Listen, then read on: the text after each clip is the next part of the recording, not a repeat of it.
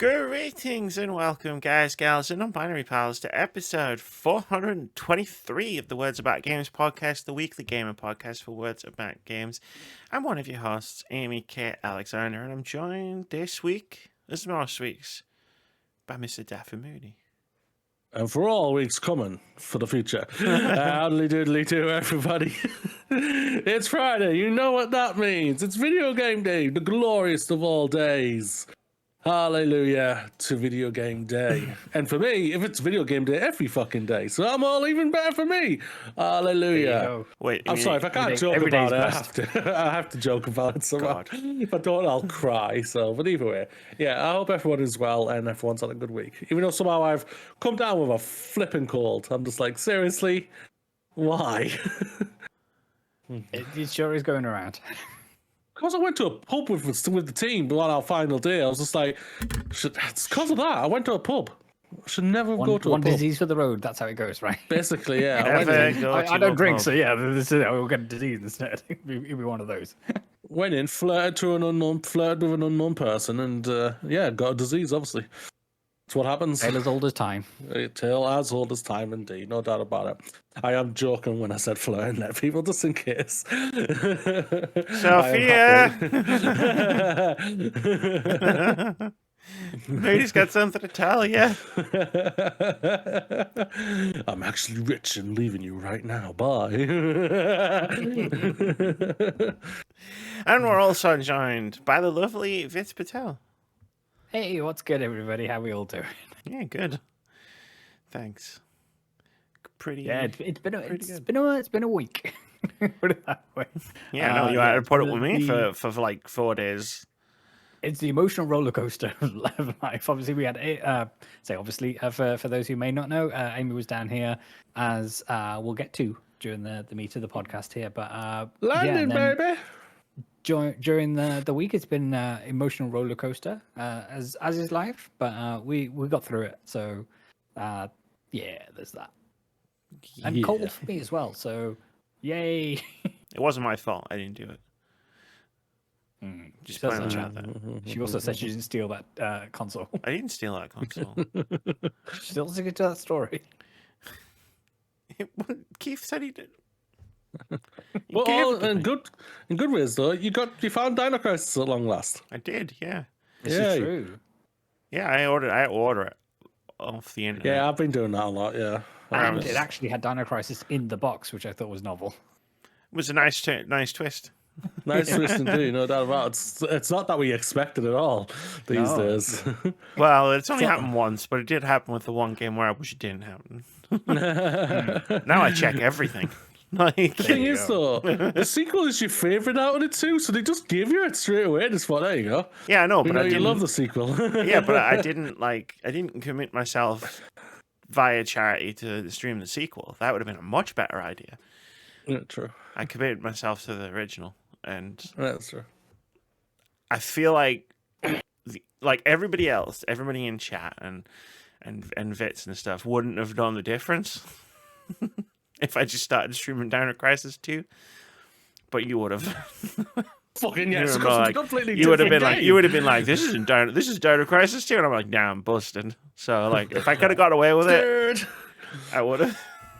But... And you're just hoping that Vitz would have missed the opening where it says Dino Crisis 2. I know. No. She would have cut to just into the gameplay. We would have skipped intro sequences and stuff like that. It'd be fine. See, dinosaurs. I would have accidentally started the game while we were still on like this screen, the chatting screen, and then I'd be like, oh no, oops. Well, for the time being, look, there's dinosaurs. Is it peacetime? No, it's crisis. There you go. There we go. Yeah.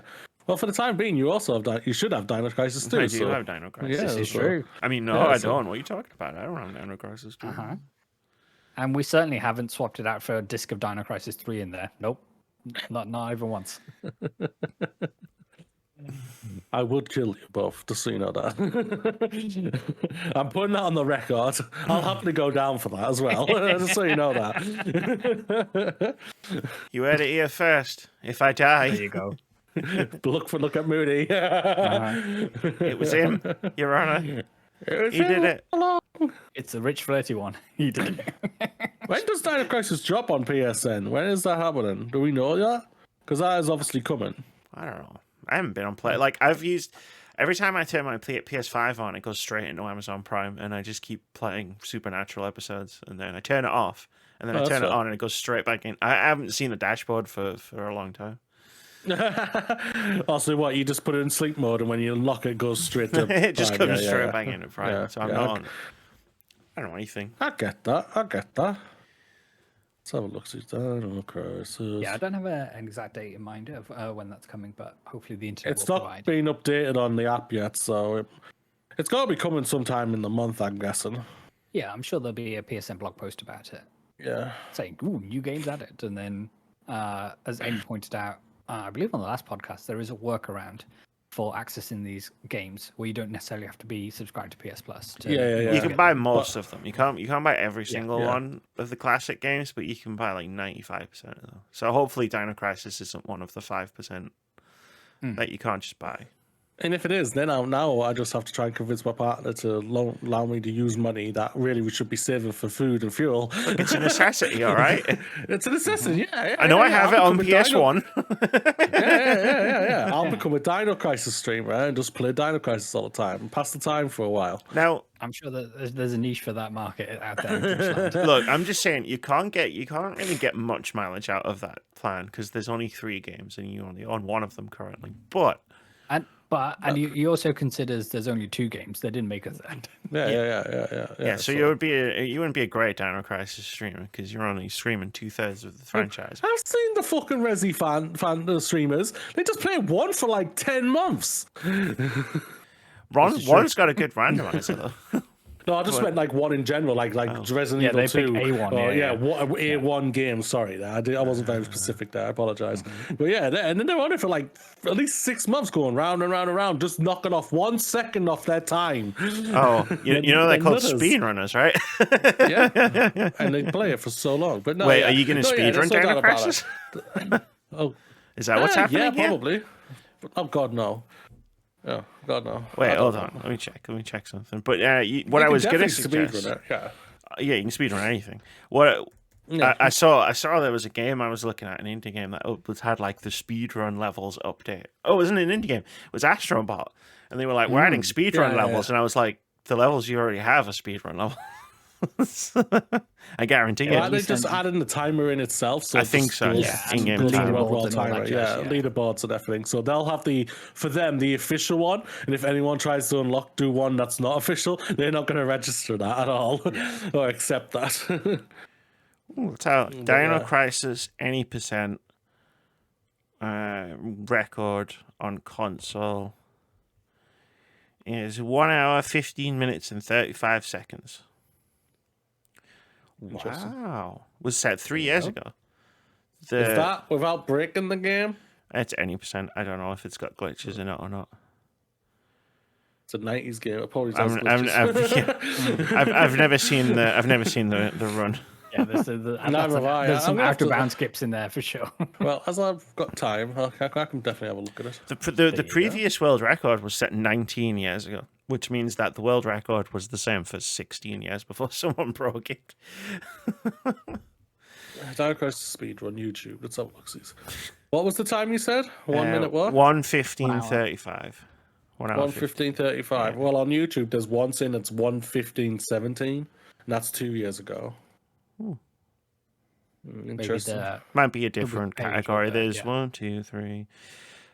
7 different categories. Very hard mode, he says. Yeah, very hard percent. That's a category. There's a no weapon percent. Which is interesting. But what I was going to say was, you have like almost the entire like Pokemon series. Like if you just started now. Yeah. I would have to skip probably like the original ones and just go to like red, via red, leaf green, and then go to obviously heart gold, and then obviously the. All you need is a 3DS modded with a capture card.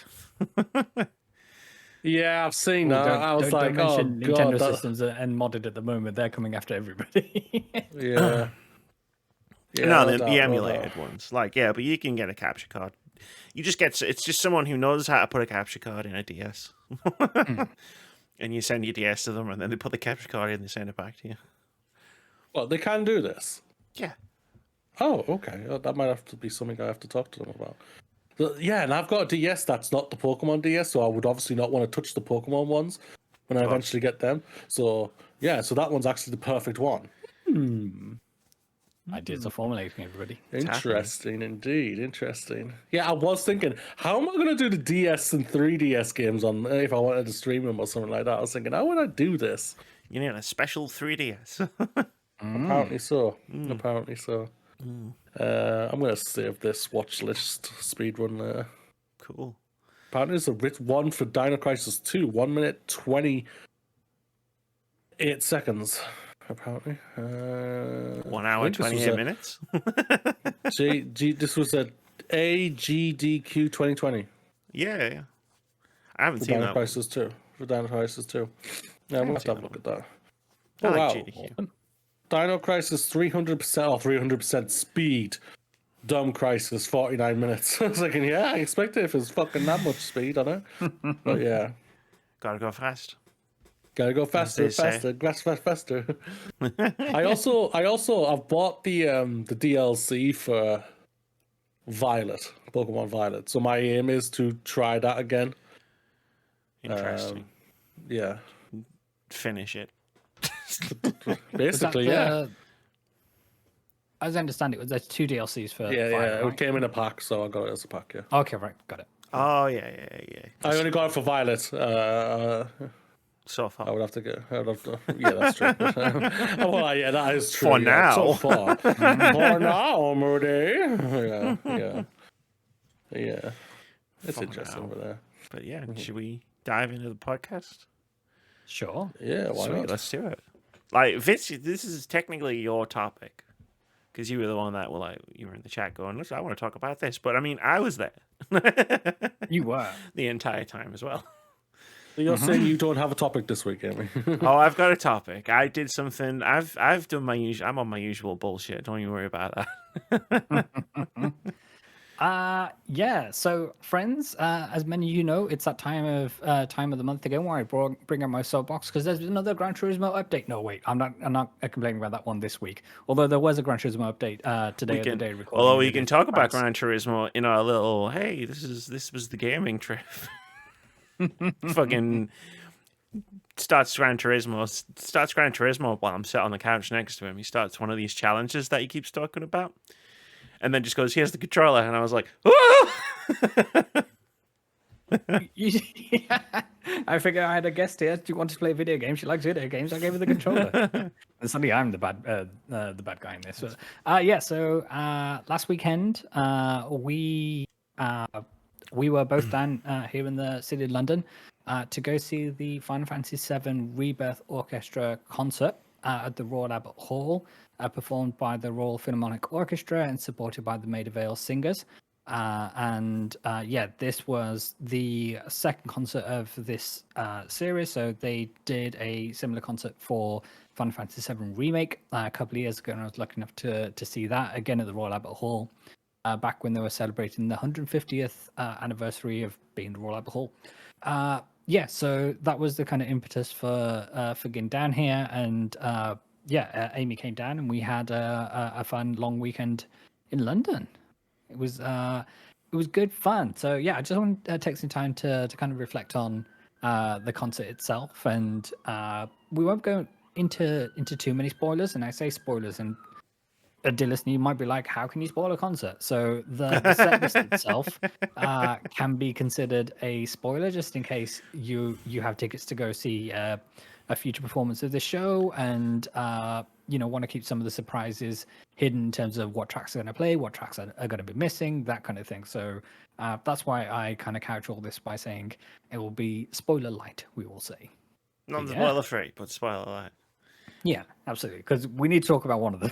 I don't know, it's a doozy, but So for those who don't know, I'm very passionate about video game music and especially orchestrated arrangements of those. So I've been fortunate to see a number of performances, predominantly here in London, actually, of various different orchestras coming through and things like Video Games Live when they come through into town and perform all different kinds of Tommy scores and Tallarico. arrangements. Yeah. His mother's very I proud. mean, it's yeah, he always comes through and says, we're setting a new Guinness World Record. But yeah, apparently there's other things to his character which are less good these days. At least has come out about him these days. But yeah, the Video Games Live is the thing that I've been lucky enough to go to as well. And yeah, this was the latest of those. And yeah, so I mean, the concert itself was overall really, really good. There were a few unique elements which made it less good for me. But your mileage may vary, and hopefully you don't get whatever happened to me happen to you.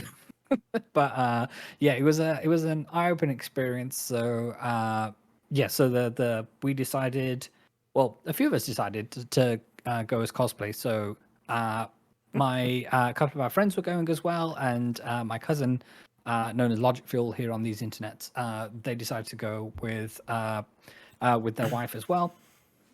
So we all got together, we all grabbed dinner beforehand, and we got a chance to meet Sadie in person, who was on this podcast many months ago at this point. But it was good to see them because I think they came up from Germany and were spending some time in London.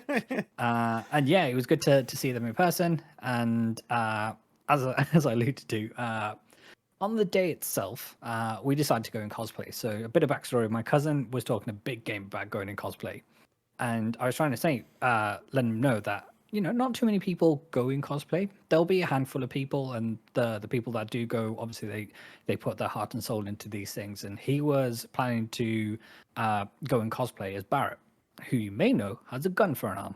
And my cousin was deciding to travel on public transport here on the iconic London Underground. And as a brown person trying to travel with a gun for an arm, probably not the best of looks, and he's going to take some explaining to any law enforcement officers active that day. Yeah, But, I can believe that. yeah, you can see what the logic is right? Yeah, on that yeah. one. Yeah. So as it came closer and closer to the thing, I was like, okay, well, how's the cosplay going? And he was like, it does not exist. And I was like, okay. So then I had an idea. So there's a pivotal scene in Final Fantasy VII Rebirth where the gang make it to the Gold Saucer, and there's a musical number that happens, and Yuffie is hit with this materia, and her outfit changes, and there's like there's a dance number there, and Tifa and Eric magically know the dance moves because of course they do, and Yuffie is dressed in this I want to say Japanese Chinese influence outfit. So I thought, why don't we go as cosplay as if we were in that opening performance to the Gold Saucer?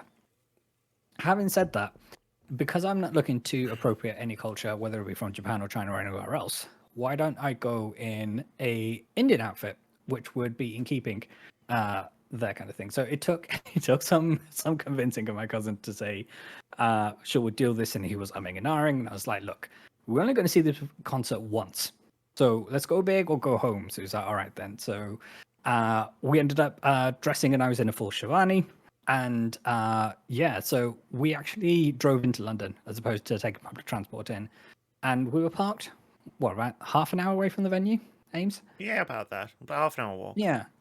And so yeah, I walked through Kensington, which is the posh part of London, or one of the posher parts of London, I should say, and probably the posher parts there. But yeah, in my full outfit with my sandals on, and it was a look. And your shades. Put it Don't that forget way. your shades. Oh yeah, it was a sunny evening. Yeah, You looked like you were going for Golden Saucer, like attendee, Yeah. but you looked like Turk on vacation. Yes. I offered to play the tune as we were walking through Kensington. This is true. Sadly, I didn't have any backup pair of sunglasses available should mine break. Yeah. And just be able to pull out another set. Yeah, so we walked on over to the concert itself. It was a lovely, evening in terms of it wasn't too hot, it wasn't too cold, that kind of thing. And yeah, so that was all good, and we all got situated, and the staff at the Royal Albert Hall were really really helpful in terms of getting us to our seats and stuff. And then the concert itself started, and yeah, this is where I'll bring some of the drawbacks which are specific to our experience. And if you're lucky enough to go to this show, I'm sure you won't have the same experience here. And this is governed by the people you're sat around. Now, obviously, the Royal Albert Hall and anybody who goes, you don't necessarily have control over this unless you're one of these baller types who can book like a block of seats out, so you just sat by yourself kind of thing. But we didn't have that this time. So we happened to be sat in front of a gentleman who sounded like they were from Germany, but I don't want to, say for certain. And you're dealing in a situation where obviously there's a lot of love for this game, there's a lot of love for this franchise, and people get emotionally invested in it. And they found it, or they decided, you know what, I'm not going to hold any inhibition back. Anything that strikes my fancy in terms of I need to vocalize my thoughts and opinions for this during the performances, that's what they managed to do. And at some point, Amy clocked me saying, "For fuck's sake!" Yeah, I was gonna say one of the funniust things that's ever happened to me. I heard this guy behind us, and he was like doing this, oh, woo, and he did one of those. He hit one of the buttons on his internal soundboard, like as the music hit like high. So like I might have been the only person who heard Vitz just go, "Oh, for fuck's sake!" And I was like trying not to like ruin everybody's thing, but I just like laughed my head off because it was really funny. And I, for context, I totally get that. Going to video game concerts is a privilege in itself, and we've got to take into account people's, how comfortable they are during social situations, and if they're aware of, etiquette and how to handle themselves and what they may be dealing with internally, that may prevent them from doing that. So far be it from just being an attack on this person, it was more disappointment rather than, because it did put a damper on the performance for me. Ames, I know, when we spoke, you said it didn't for you, and that's great, kind of thing. And then the performance itself was good. The Royal Philharmonic Orchestra, banging as always. there was an instance where two of the violinists sat behind the lead chair kind of thing. They had a face of thunder on them the whole performance, and I'm not sure why. And the rest of them, all happy, community faces and smiling and all the rest of it. But yeah, they didn't seem to be having the best time. But yeah, the performance itself, it was good. For me, the percussionists on drums, they were a little off key, just in terms of being half a second behind everything, which was an issue. But in terms of the overall performance and things, that it was great overall. And then whether it's specific to me in terms of having been to the Remake concert and my affinity for the score of Remake versus Rebirth kind of thing, it didn't hit as hard for me. And yeah, but I know, obviously speaking to my cousin and Ames and other people kind of thing, that they really enjoyed the concert. And it's not to say I didn't, but I found the Remake concert far more powerful. But yeah, Ames, what were your initial thoughts? Yeah, I mean, this is the first time I've ever been to a video game concert.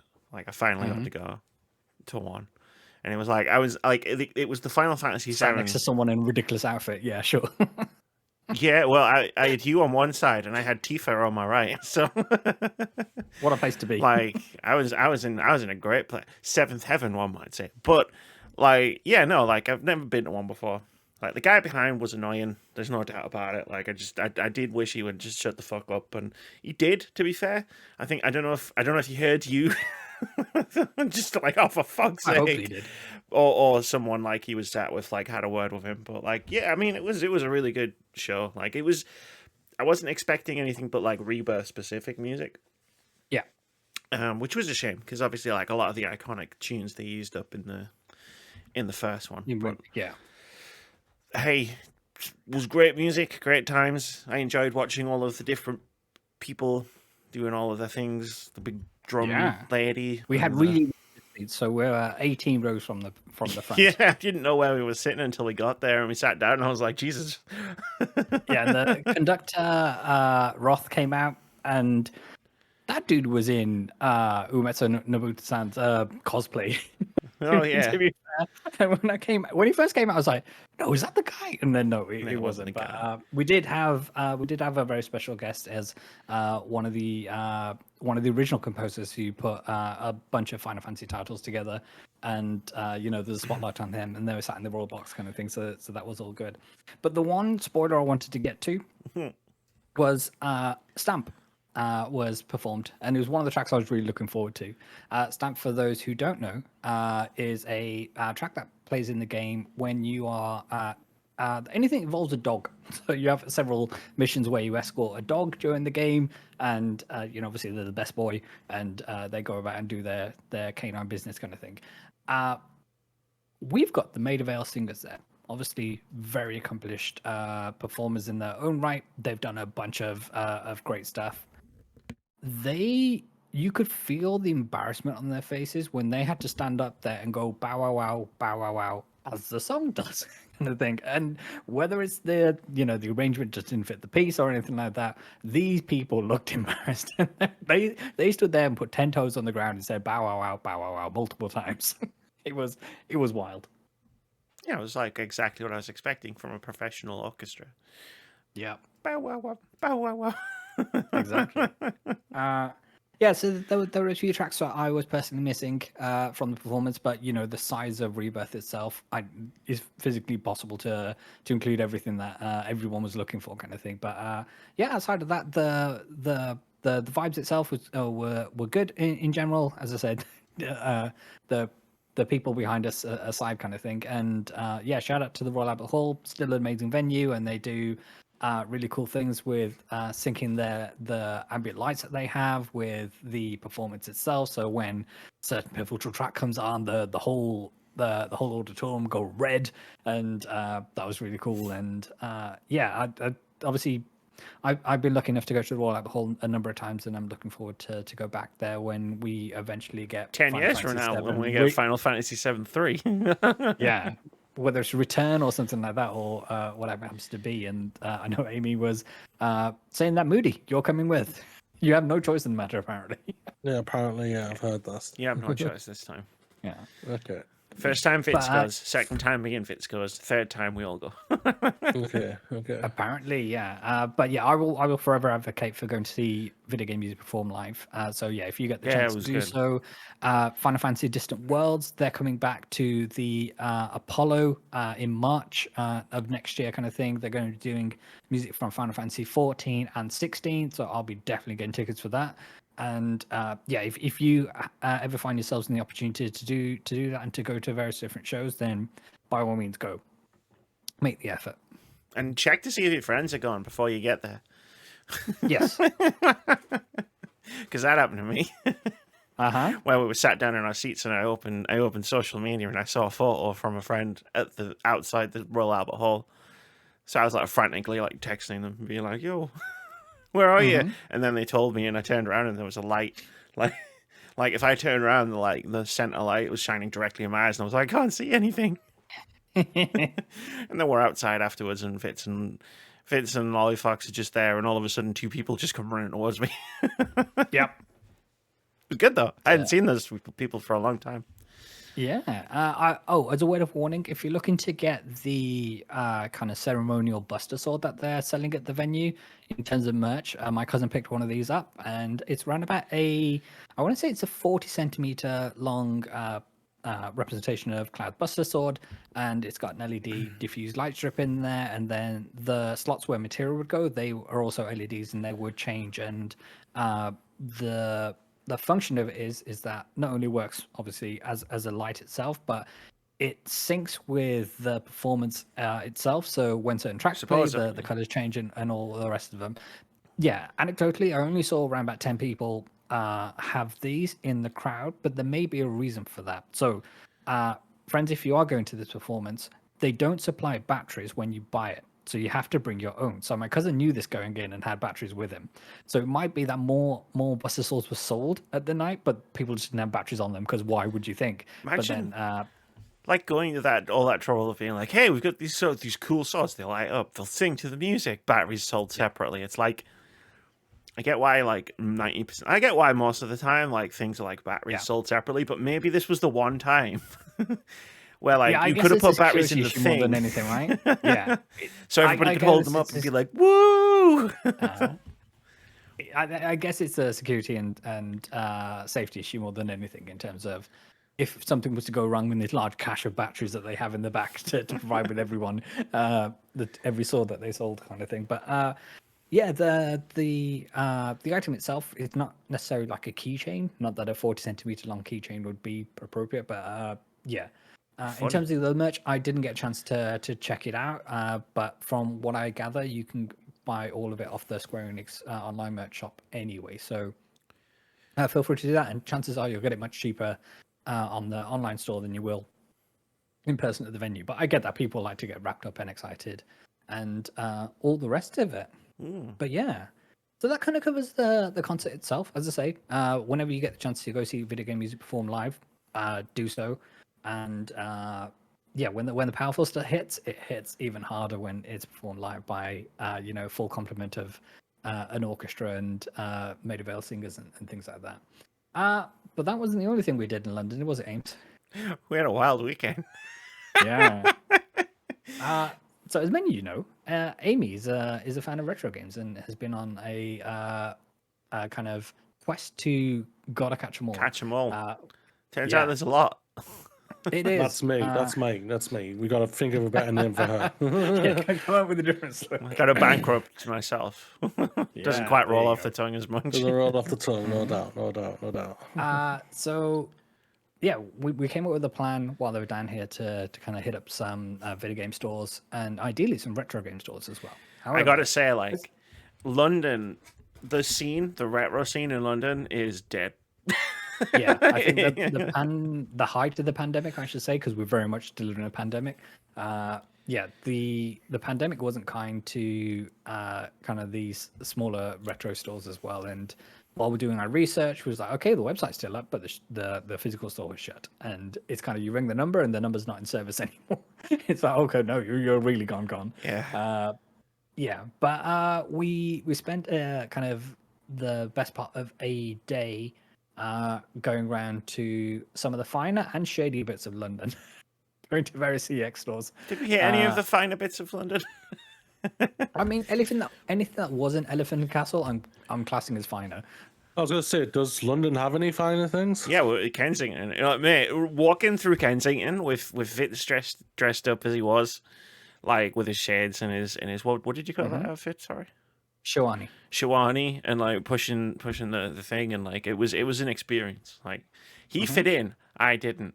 Like Vitz, no, you were in cosplay of YouTuber. That was my joke. Vitz and Lollyfox like really went like and like put a lot of effort in looking really nice, and I basically looked like this. So my joke was like, I'm going cosplaying as a YouTube video SES, and I nailed it. Respect. Yeah. And then because like a Chelsea game had recently finished, so a bunch of Chelsea fans were around in London as well, like having just come from Stamford Bridge, which happens to be like Kensington, that kind of thing. So yeah, we got some looks, but we, being Kensington, we walked past several consulates and embassies, and I think I fit in with the look there, so that was good. We walked past the French embassy, we walked past the Egyptian embassy, we walked past that museum that had the big dinosaur in the... Yeah, we walked past the Natural History Museum. Natural History Museum, yeah. That's the one. That's the one thing I want to go to London for. It's and that's fucking huge. Yeah, Dippy's now outside. And he's no longer standing tall, kind of thing. He's kind of splayed out lengthways. So that was cool to see. And yeah, we went to the Science Museum and to the Power Up video game exhibit. That was there as well, and yeah, I kept an eye on Amy to make sure she didn't steal anything. I didn't steal anything. I mean, you took all the games out of all the portable consoles. I took the cartridges out of the handhelds because I wanted to see what the games were. I put them back, although if you're watching this for some reason, Science Museum, it would be super easy to steal those games. Again, Amy claims she's not a criminal. But yeah, I'm sure someone stole Tetris because I sat down to play Tetris connected on VR, on the PS4 VR, and then I was like, I tried the other games that were installed, but like they all needed discs. And then when we did a lap and came back, we sat down, and I could see all of the VR things, and someone was trying to play Tetris on the Tetris machine, and it wasn't working because the disc wasn't in. And I was like, swiped that disc. I think someone swiped that disc. Yeah, but for those who don't know, so the exhibit itself is celebrating all things video games and kind of the lineage of them. So along the back wall, they have, I want to say, every major system that's been released, and they have like a giant wall chart up there charting 9 generations so far. Some of the consoles, as I pointed out. Yeah, I'd say some of the major ones. They had a lot of the major ones on the thing, and then they had a timeline printed on the wall, which you would expect to have information about all of the game's consoles. Oh, no. And it does not have information about all of the game's consoles. So they have everything from a machine where we could play Pong with, and all the way through up to a machine that I think was playing Fortnite at the end. But I could be mistaken. Oh, that was a row of Fortnite. That was like a one row that was just Fortnite. Mm-hmm. They had a circular island in the middle, Moody. It was a 16-player LAN of Halo 3. Were you like, I'm home? I mean, I would have been, but my controller was broken. So, Moody, guess who finished number 1? Get in there, Vitz. Yeah. Like I will say there were many children playing, so everybody was like, I'm going to claim I'm the greatest. Everybody like, because your cousin and his wife had been before, and they were talking about feeling bad about beating the children, and you were like, oh man, they were all children, and I was like, listen, right, this is how you get revenge on them. For all the like, oh, you know, like you get killed all the time in Fortnite or whatever modern game you're playing by the kids because the kids know how to play it, but then they sit down and play Halo and it's like, time to teach you a lesson, motherfucker. Yeah, it turns out a lot of these kids don't know about the melee button when it comes to playing Halo. So that was good fun, and then the place was teeming with children, as it would be on a Saturday kind of thing, and they tend to hog up. Like I know Amy wanted to try Astrobot VR, but there was one child who was seemingly left there. It was like a daycare thing. Kid was on there for like half an hour. There, stay, play as long as you want. We'll be back in a couple of hours. Yeah. Moody, when you've got the headset on, you can't physically see the sign that says you're only supposed to play 10 minutes at a time. We tried. I'm only on for 10 minutes, I swear. I wanted to play a Wii Sports with Vitz as well, but like we went past it twice. And both times we ended up in the background of someone making content. Yeah, so they had their phone propped up against the, like, looking back at them. So they were like streaming or at least recording some B-roll footage for them them playing Wii Sports, because apparently that's what people want. And but yeah, we played on the giant Pac-Man machine, and that was good fun. Yeah, we played on the big table, and then you beat me at Micro Machines. Oh, are you proud of me, Moody? I beat him at a driving game. Hey. Taco touring cars, I think he said it was. Yeah, Taco touring car. And there was some shenanigans at play, but sure. Okay, we'll let that go. Yeah, that's what everyone says. And then that's we what played a few rounds of says. Street Fighter, original Super Street Fighter 2 Turbo Championship Edition, and then Street Fighter 4. Vitz now knows why I will never release the footage I recorded earlier this year of me playing Street Fighter, because they're fucking terrible at it. There was a ceremonial plaque with the word Hadouken and like a description of what it was, so I was sure to take a photo of that. Sick. I beat him at Super Mario Kart. Nice. Yeah, you lost twice on a racing game. Come on, dude. Yeah, but Super Mario Kart, I explained going in kind of thing. Something about the Super NES version or those types of games and the way the scrolling works really messes with my brain. It genuinely makes me feel queasy when I was playing. So yeah, I was rubbish at that. And yeah, unfortunately, like the Mario Kart 8 station, that was forever busy kind of thing. So we didn't get a chance to do that. I might have been rubbing it in and being all like, you know, oh yeah, oh you see, I thought you were supposed to be good at Mario Kart, and then he kept going, well, if we were on Mario Kart 8. It'd be a different story, and I was like giving it all that, like, oh yeah, sure, put us on Mario Kart 8, and we'll see, like knowing that it was busy and we couldn't because, like, yeah, I have no chance. You not pushed them out of the way. Just like, you move, motherfuckers. We got a score to settle. We got a score to settle here. My honor has been besmirched. I must defeat her. If you're in the area, then be sure to check that out. For context, it's £12 entry per person. And I think that's for an adult price. If it's less expensive if you happen to be a child and that kind of things. But yeah, just around the corner from the Natural History Museum, and it's well worth your time. And one of these days, we'll go to the Science Museum and get a chance to wander around. Yeah, we had to go through the space part to get to the basement where they kept the gamers. They did have a model of the Starship Enterprise there, though, Moods, in the space exhibit. Quite this big. Yeah. In a case. The Wrath of Khan model. Yeah, we had some adventures in London. We went to Forbidden Planet in Leicester Square. That was possibly the hottest shop I've ever been in. Fucking bullshit shop, right? This is my first thing of my London grievances. Because we looked around, we looked at all the models and stuff. Vitz had this ridiculous notion that Robbie the Rabbit from Silent Hill was kawaii, despite the fact that it's got blood smeared around its mouth. I'm sorry, the lady who picked up this coin, she had reactions that were akin to somebody who'd find something cute as fuck. They were like, kawaii, kawaii. Oh, yeah. Look how cute this rabbit with blood around its mouth is. Woo.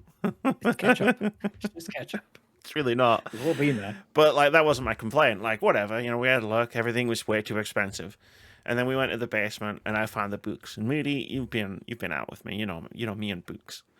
Like I can't resist. I found the life. She really can't. I found the Life is Strange book for like on sale, so I was like, fucking buy that because like I love Steph. You have to. My wallpaper is Steph, and then like I was like, but I want to see what like good books they've got. Like. Not good. Like I'm sure the Steph story book is good, but like sci-fi horror, like classics and stuff. All I managed to fucking find was 2 Resident Evil books for £1 each, and like I was stomping around the shop with it, being like, "Well, they've got these shitty fucking things, but they don't have any fucking good books. Yeah. Got 100 copies of Game of Thrones, but I can't even find any Mary Shelley." I was mad. I can believe that. I can definitely believe that. She was tilted there, and we dipped into 7 Dials to see what the vibe was there. And then I got some stuff. 7 Dials is always amazing to pop in. Then we took a walk around Leicester Square. So for those who haven't been to London yet, in Leicester Square there's a number of statues. And obviously it's like a bit of a tourist attraction, and one of the statues happens to be Paddington Bear. And there's a story behind that where it's like, because we had to go through Paddington like 3 times, like as we were like touring looking for places to buy old video games. And I'm sure Vitz was getting sick of me every time we went to Paddington, and I was like, where's Paddington Bear, Vitz? This is bullshit. I told you where it was, and then when we got there I was like, okay, it's just behind that barrier, do you want to go? She was like, no. No, it was on the other side of the fucking station. But then you were like, there's the statue, let's go and see the statue. So we went to see the statue. And like, it's like, oh, sit down on the bench, get your photo taken with the statue. And there's this guy who apparently tried to start a fight with a street performer. Yep. Just screaming his head off, being arrested by like three police. And there's me sat on a bench with Paddington. 3 at first. Yeah, we have that photo. Maybe that'll be the thumbnail for this episode. Who knows? Yeah, so there was this dude, and he wasn't so much. He was roaring, but he wasn't necessarily yelling about succulent Chinese meals, as you may remember people who bring arrested do. But he was definitely fueled by the succulent substances they had consumed beforehand. So they were shirtless. And at first there were 3 police officers, but they clearly called backup.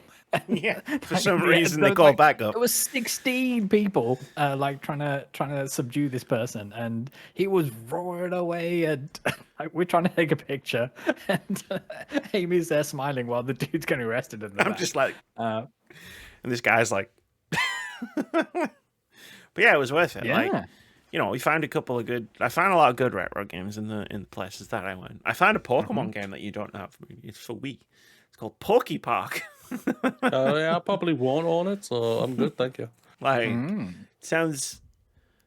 I don't want to say shit, but Yeah, I will say a funny quirk of our experience is even though Moody wasn't there, he still managed to outspend both of us. And I didn't really spend money either, so let's just be frank there as well. Yeah, this is true. yeah, he managed to outspend me. Because we went in the second place. Because the problem was we went into CXs, and even the CXs were bad, like in terms of their selection. But they did have a few Pokemon games in the second one. So we were like, I text you. I was like, here's a photo of all of the Pokemon games. Like, let me know if you want any. You only sent me one photo, by the way, which was just... Yeah, you didn't send me anything. Well, we sent you two. I was meant to send you a third one, but it never went through, and I only found out later. Because we sent you... Yeah, I sent you a text of one, and then I sent you a picture of another one. No, I only have the one for Pokemon Black. That's the only one I have. I remember sending a text message in the Discord thread to say White 2 is £98 or whatever it was. I saw that. Yeah, that's what it was. Like. We sent I you just two. didn't see a picture. Yeah, because you had a shot. I remember you having a choice, and then I have a picture of you with Life is Strange, a picture of you a person getting arrested behind you, and that's it. Hang that in the Louvre. Oh, and like I was on. I got tilted in Forbidden Planet, but I had an amazing soft serve afterwards, so I was fine. That's good. I was like, I'll have the soft serve with the brownie, thinking it was going to be like little brownie bites, like sprinkled on it, like a normal soft serve, and they were like, nah, let's just get a whole warm brownie and just shove it in the side of the tub. And I was like, oh, fuck. This was like the dessert alley of Seven Dials. It was London living. Pretty damn special. But yeah, no, we went across the street to get some chow. And then you text us by the time like we were finished, so we went back across and bought your Pokemon. And then I looked at my pile of stuff, and I looked at your game, and I was like, "Fucking dickheads managed to outspend me." But then we went to Vitz's local CEX, which was much better. Yeah, I guess in London anyway, like the obviously the rent for like per square meter of stores are going to be much more expensive. So I think all of the CXs tend to be smaller, and then coming to our local one here, it was a lot bigger, and I think the selection was bigger as well. The selection was a lot better. Yeah. Vitz warned me several times before I went down. Oh, I'm an enabler, by the way. Oh, I'm an enabler, mind you. And like, I was like, yeah, sure, okay, whatever. You're an enabler. What? Okay, I'm sure you're gonna try and convince. No, this dude. Hi. Almost had me spending double the amount of money I actually spent. Yeah, just get it. Yeah, just get it.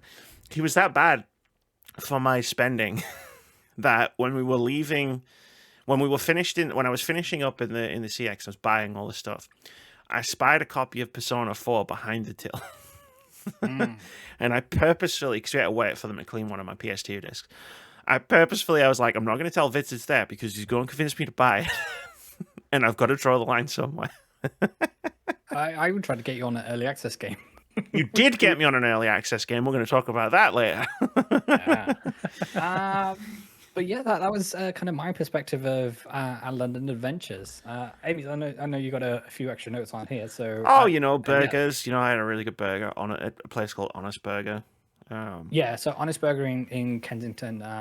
Not too far away from the Royal Albert Hall. Vitz found out how seriously I take food research when I'm traveling. It was like we're going to this burger place because it sounds amazing. And to be fair, it was amazing. It was good, and the portion sizes were decent as well. So that was good. And then there was the tiramisu saga. We bought tiramisu on night one, on the way back from the coach station, and we didn't eat it until Sunday. So we ate it for 3 days because every time it was like, well, they got back too late. We forgot it was there. Like we didn't.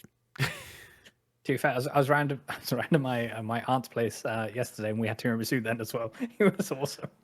But yeah.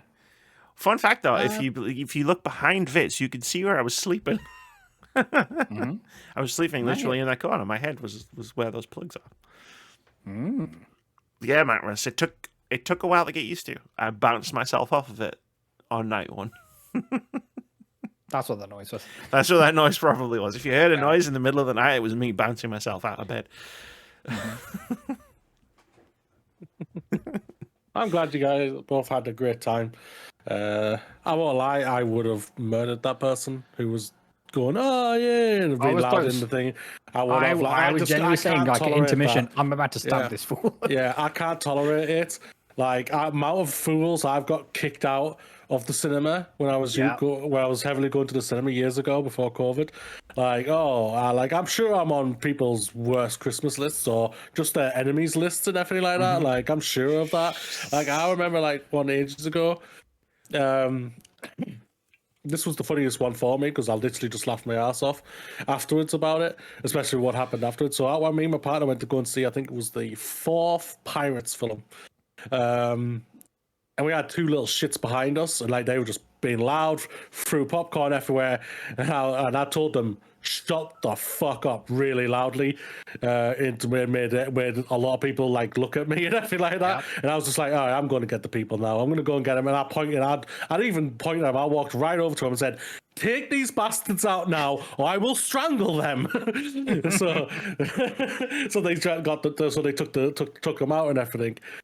When my partner came out, they were waiting for us with their mother, and their mother tried to have a go at me, and I just walked off, laughing my head off. I would have gone out to another. Oh, so you brought your children here to apologize to us. That's so kind. How nice of you. No. Yeah. Like the thing is, like, you know, the film wasn't a good film either way, but knowing that experience made it even worse for me just pissed me off, and I was just like, you don't want to talk to me, so I'm going to walk away from you and just laugh my head off, because I just think it's really funny that those 2 little shits are going to try and get you to try and have a go at me and everything. I just walked away, and so did my partner. So I was like, I totally get that, and you know, these tickets, they weren't. I'm not going to say they weren't not expensive. They were expensive, and it's one of these where, you know, you go and you expect people to kind of know the kind of etiquette, but again, with people and the social abilities or lack thereof, it's a roll of the dice when you come to these kind of things. Yeah, there's no doubt about it. What we proved is gamers are uncultured. Oh yeah, we're uncultured swines, no doubt about it. I was like, it's like, I would get it if it was a fucking Metallica gig or something, like, but yeah, you kind of get that. Because you can't hear anything anyway. Yeah, exactly. But no, it was fun. I had a lot of fun. We came away with a lot of stories. There was the part where we sat on the underground and made up an entire fucking action film. Oh yes, so about this 2 is on the way back. It's called, what was it, Chalfont and Latimer, because that was the station we were going to. Yeah, on the Metropolitan line heading back out to Zone 8. Yeah, the arch nemesis Amish.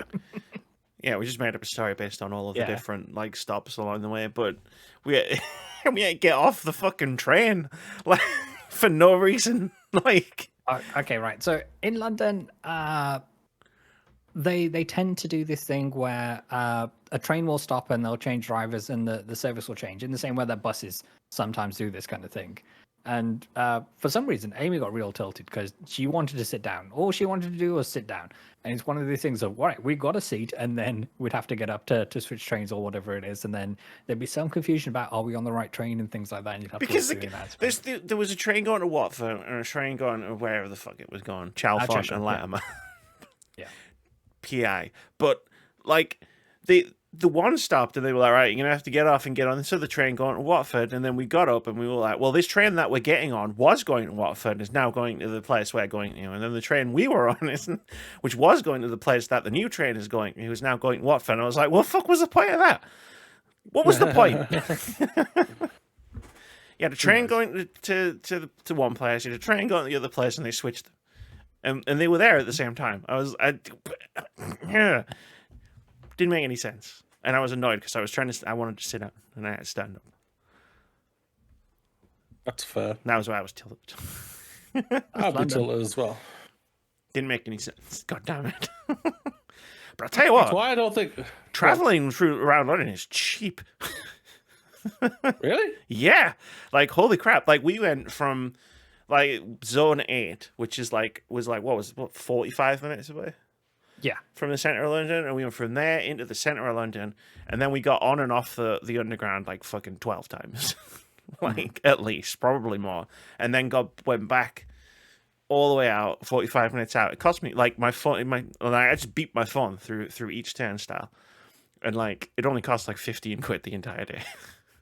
And I was like, if I'd have tried that shit like up north, I'd be bankrupt. Yeah. There you go.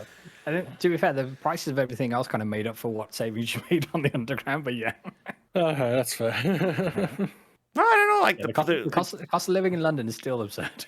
the soft serve was decent. All the stuff I bought from Forbidden Planet was on sale. The price of the ticket to get into the level up, power up thing was fine. Like I paid more to get into less.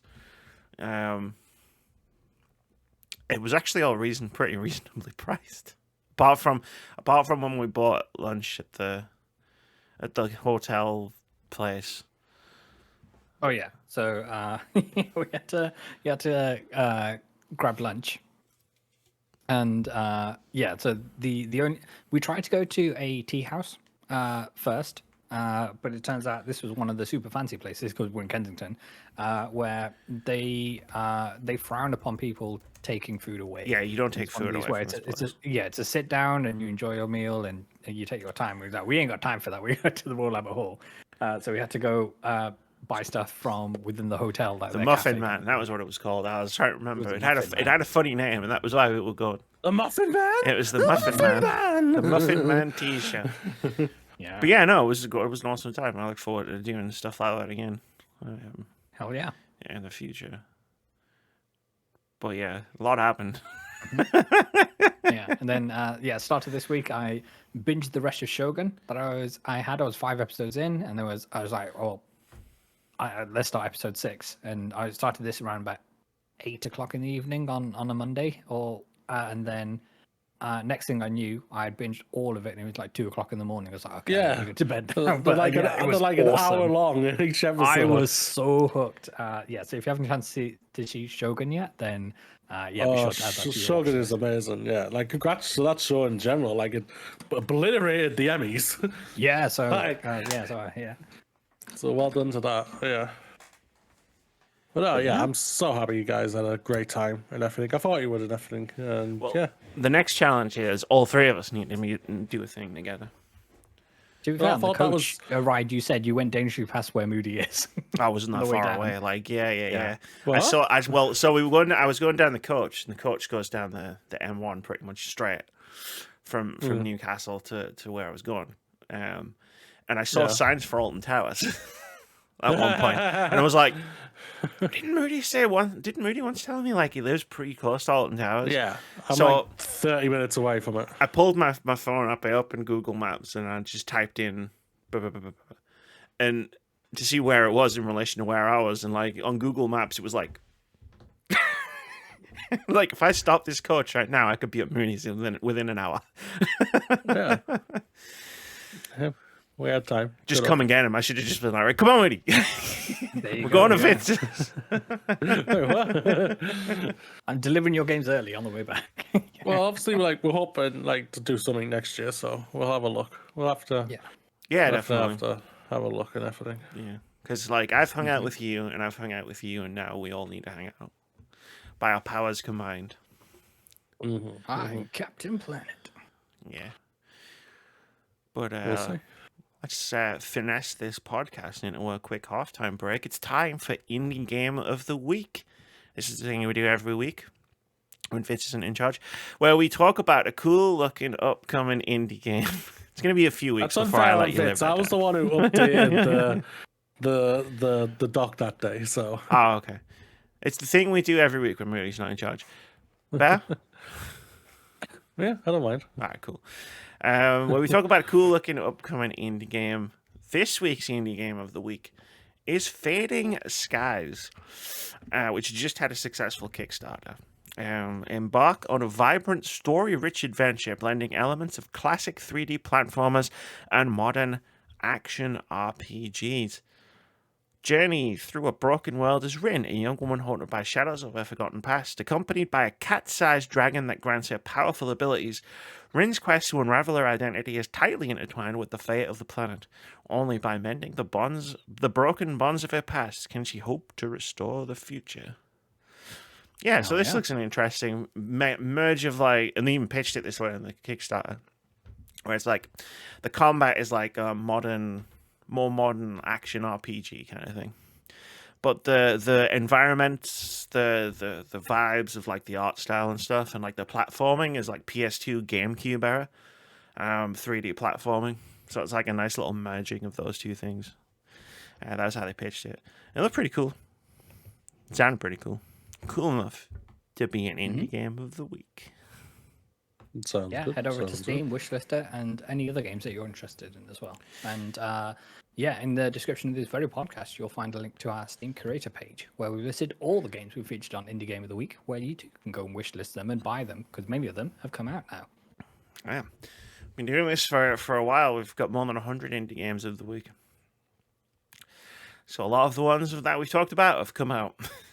Some of them probably never come out. But you roll the dice sometimes.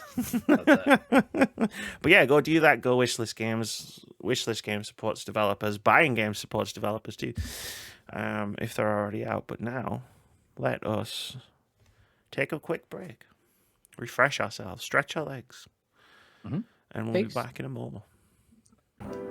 What's good, everybody? I hope you're having the best day. The Words About Games podcast is fundraising for the fabulous team over at Special Effect. If you didn't know, Special Effect is a charity that transforms the lives of physically disabled people all over the world through innovative use of technology. The heart of their work is the mission to maximize fun by helping people control video games to the best of their abilities. They're bringing families and friends together, having a profoundly positive impact in quality of life, confidence, and rehabilitation. Amy, Moody, and I have been working on a number of streams to bring you a whole host of shows, games, shenanigans, and more.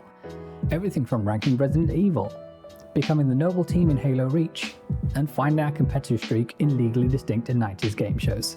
We've got several more charity streams in the works, and with your help, we can get there. Special Effect is a charity near and dear to our hearts, and we'd love your support in raising as much money as possible to bring the joy of video games to so many more people. Simply click on the link in the description below of wherever you're enjoying this podcast, or scan the QR code you see now. That will take you to our Just Giving page, where you can learn more and donate. If you're not in a position to donate, that's more than okay. Times are tough and we understand. Please consider sharing our Just Giving page on social media. It will help spread the word and the work that we're doing. Thanks for listening, and for now, let's get back to the podcast. And we're back.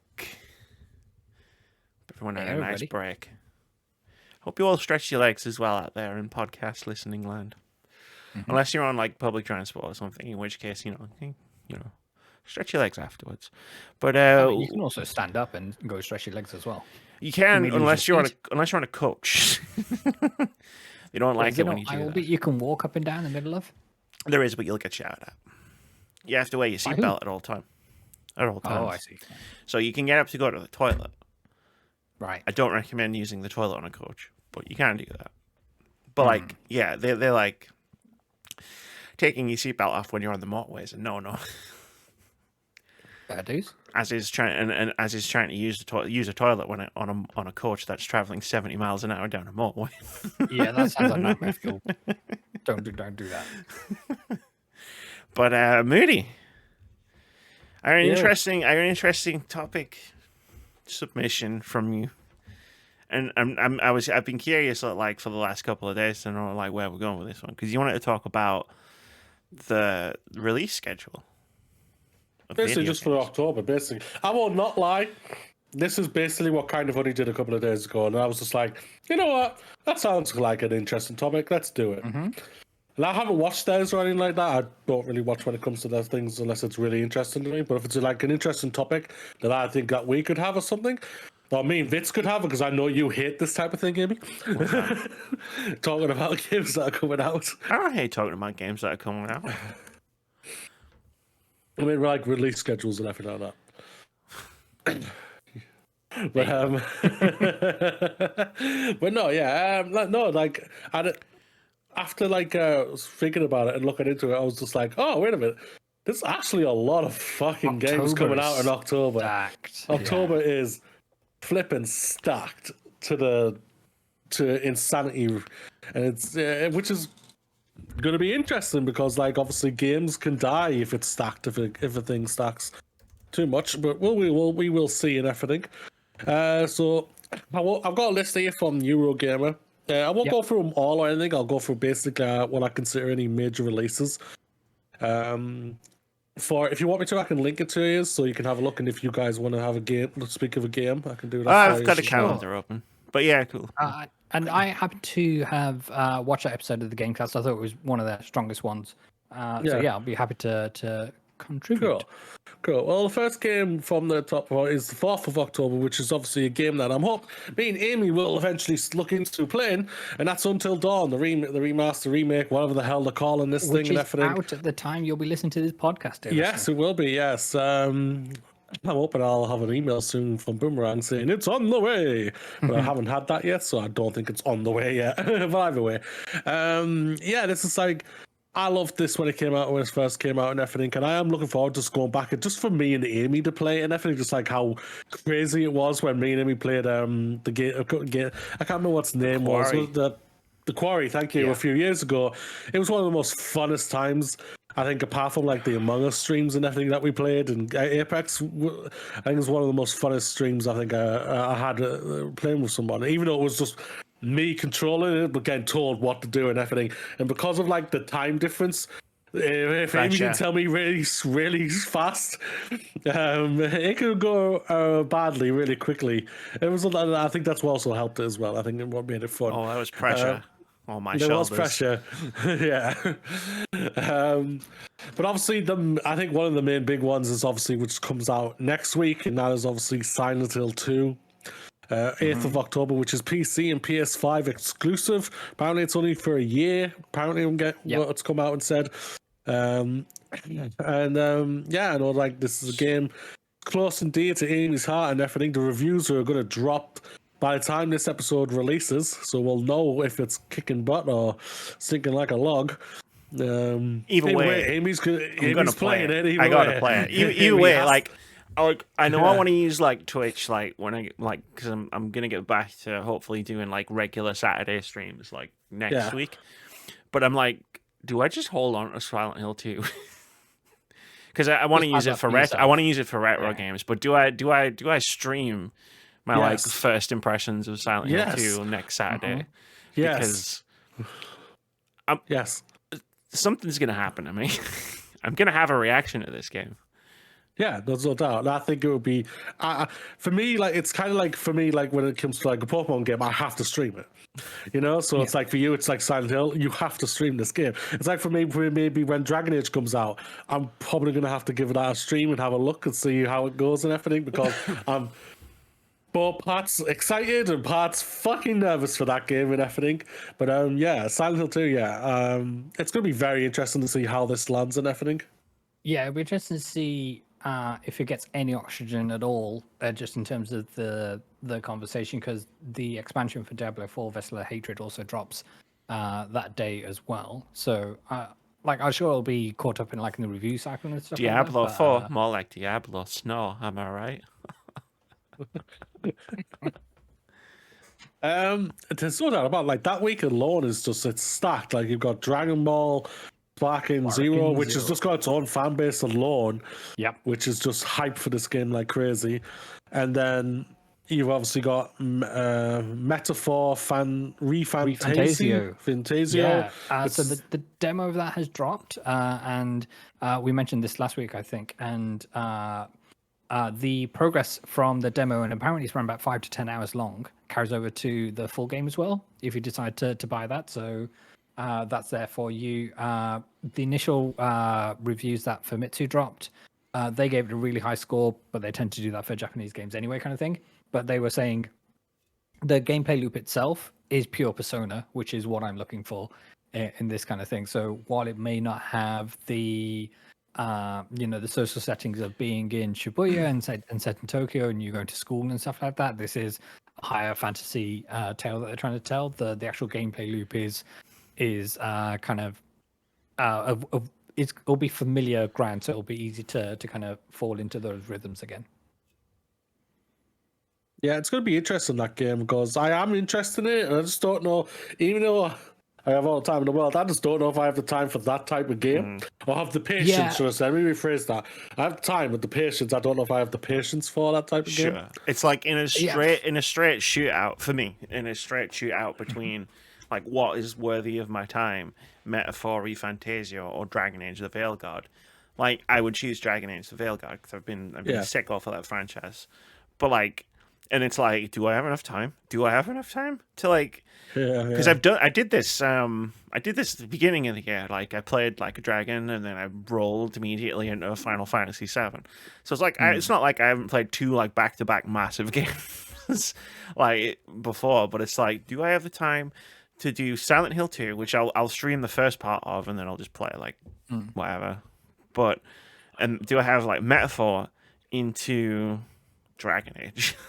That's the only thing that's stopping me from being like, I'm definitely going to play this as soon as it comes out. Yeah. Because I don't want to get like 2/3 of the way through Metaphor and then drop it and not come back to it from enjoying it. Yeah, like next week is just disgustingly stacked. Yeah. It's insanely stacked. There's no doubt about it for next week. And I'm just like, why are you doing this and everything? Curse you, Bale! There's no doubt about it. Like, these games are going to obviously, I think they will, just because they've got those 3 games, I'm thinking they will probably be overall okay, just because they've got their own separate fan bases for each one. Silent 2 is probably just the bigger one that I'm more intrigued about more than anything, just because obviously everyone knows developer and everything like that, and whatnot. So it's going to be very interesting and everything. What wins, the game or the developer? Yeah, basically, yeah. There's a tagline to Alien vs Predator: whoever wins, we lose. Yeah, that's yeah. If Silent Hill wins, we win. Yeah, that's true. If Bloober wins, we lose. But that's how it is, basically. Yeah, there's a Steam Next Fest happening as well. From the 14th to like the week after, which I'll be in. I want to give it a go. I like doing the Steam Next Fest and like trying out a bunch of different indie games and seeing what's cool. Like that's where I get a lot of my like, oh my god, I'm so excited for this game. Like Run, the gardening game, which is also coming out next week. Or no, it's coming out tomorrow. So Friday, the day this the podcast goes up. Yeah, but I'm listening to this. And Blueprints, which is like literally like I played the demo. It's like the game I'm most looking forward to, and they still haven't announced a release date. Like, which is fine. I'm fine. Maybe fine. I'm fine. Maybe fine. Then we move ahead, and the next big one for me, I would say, is Neva. Yeah, never. 15th of October, PC, Switch, PS5, and Xbox X, Series X and S. Really looking forward to this. Yeah, this game looks stunning. So from the team behind Greece, and so I think this had a bunch of like kind of re-reveal trailers came out for it around Summer Games Fest time, and this game has looked amazing ever since, and can't wait to jump into this. Yes. Yeah. At some point in the future, I will probably try to jump into this. Yeah, that will because my hope as well. Even just like setting the Metaphor versus Dragon Age thing, it's like I got Echoes of Wisdom like behind me, and I've got UF450 installed on my PC, and Vitz threw me a massive curveball we're going to talk about in a little bit. What's he done? Don't give me that look. This was your fault. But I'm not saying it's not. Yeah, I'm owning this one. But yeah, I'm sorry, I made your life better. Oh, I'm such a terrible friend. Yeah, how dare you? But how dare you? Yeah. But then it's just like I look at like Never in this like pile of games that are coming out, and it's just like, man, that's going to be one that I'm going to have all the intentions in the world of getting to, and then time is going to disappear through my fingers, and I'm just not gonna get to it, and it makes me feel bad. It's a similar story with Crow Country as well, which is coming out on the 16th. I imagine we're going to touch upon that as well. Well, yeah. I mean, I played it on PS5. It's coming out. What's it coming to? Switch and PS4. Yeah, it's a great game. It's definitely on my game of the year list. But yeah, but I don't know how many people are going to go out and buy it that don't have it already on PS5. Like, yeah. The only thing you could say about the Switch game coming out on the Switch release is like a lot of the other games that we're talking about aren't coming out on Switch. So like Unity Summit and Crow Country is a fantastic game. And like, did we ever figure out if Super Mario Party Jamboree, like, can you play the board game multiplayer? Yes. Having said that, it's not the 20-player online, so that seems to be like a separate battle royale mode. Oh, I'm just thinking of 3 players. But Nintendo being Nintendo, online play, who the heck knows with latency in terms of all the rest of it. Because like the last one didn't have that, I think. Because I was going to get it, and then I was like, well, I can't even play the one bit that I want to play it with like friends and stuff, because that's coming out right after Never. And then like, I want to get me, I want to get you, and I want to get you together at some point to stream a playthrough of this game, because I think Mario Party is just like, people love it when we bicker, and Mario Party is the perfect bickering game. I'm excited. I'll be excited for Moody to steal all of my stars again.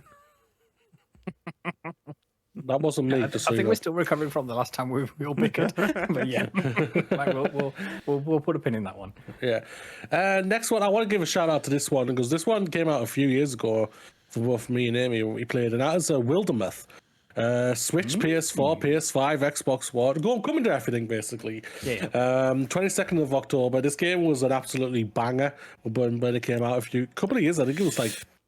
It was 2021. It was 2021. Yeah. It was because it was in that year where I got uppity, when everyone was like, "Ooh, it's a slow year for games," and I was like, "Fuck you, shut the fuck up, play some fucking games." Yeah. Wildermyth's a game like I think Vitz you would love. It's procedurally generated storytelling in a really, really cool way. Like, it's like a fantasy campaign almost, and like it interlinks itself as you go on. And the stories that you get they're not random. Like there's like a bunch of different stories, and like the game assembles them procedurally as you're going through the campaign. And like I was saying to Moody when I played it the first time, like you would expect that to feel a bit scattershot or a bit disjointed, and then like I had this whole story arc going on with these two characters in my party, and it like got pretty emotional at the end of that campaign. I was in bits, and the whole thing wasn't like pre-scripted. It looks awesome. So I'm scrolling through the Eurogamer review here, and they listed as essentials, as in like a must pick up kind of thing. So, be sure to give that one a look. Just rolling back to the 18th, Unknown 9 Awakening is coming out. So this is a game which stars Anna Yatola, the actor who played Yennefer Gengerberg in the Witcher series on Netflix. Yeah. I thought the face look This title sadly has the hallmarks of one that's going to come and go.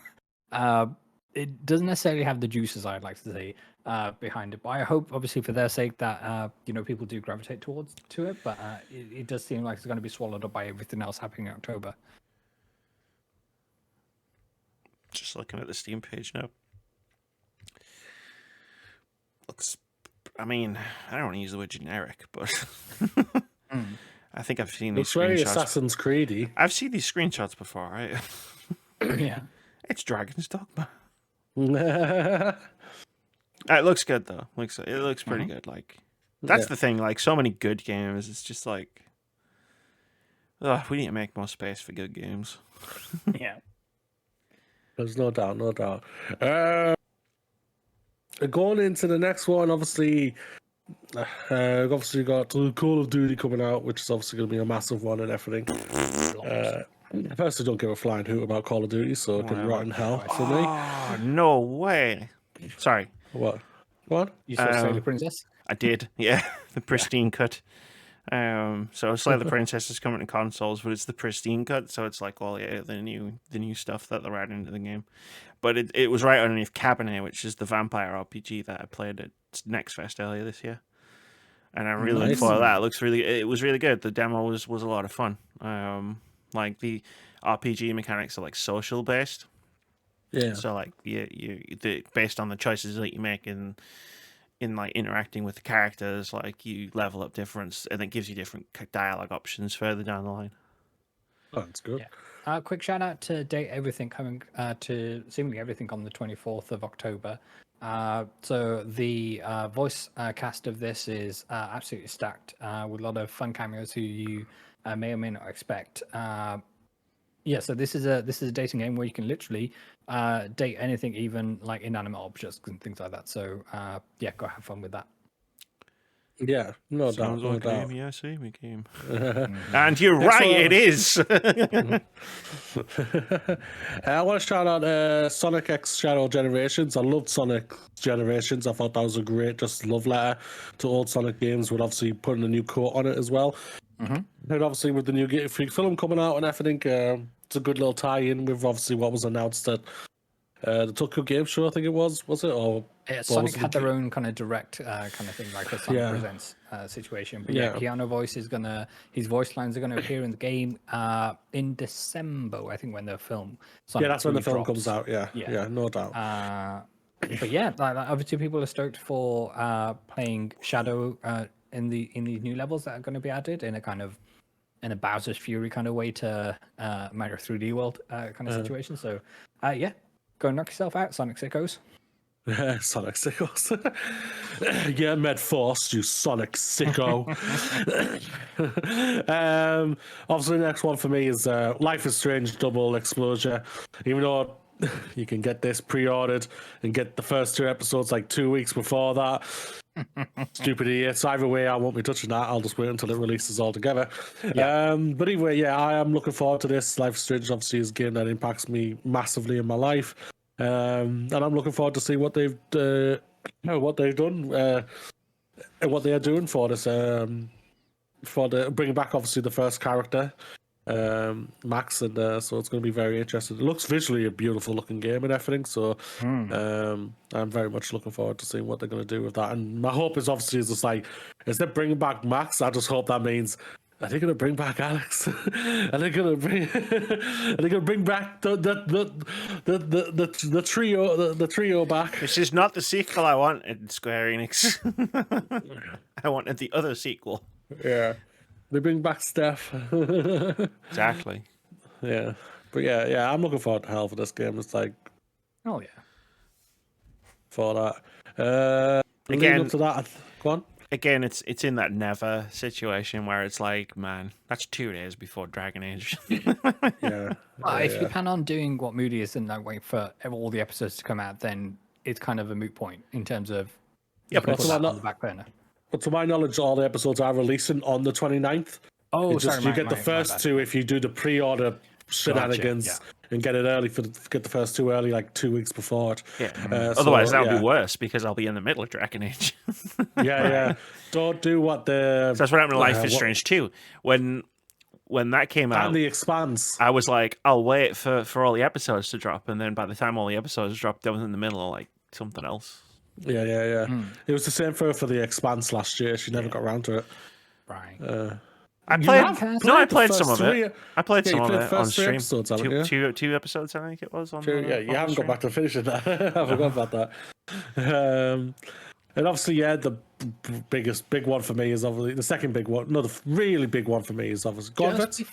Just before we get to that, does the Pokemon trading card game Pocket, does that interest you at all?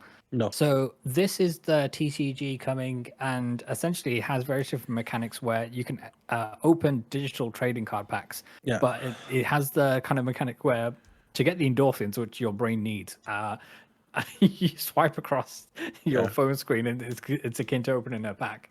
Does that tickle your fancies? No, but Pokemon on like mobile is just insanity.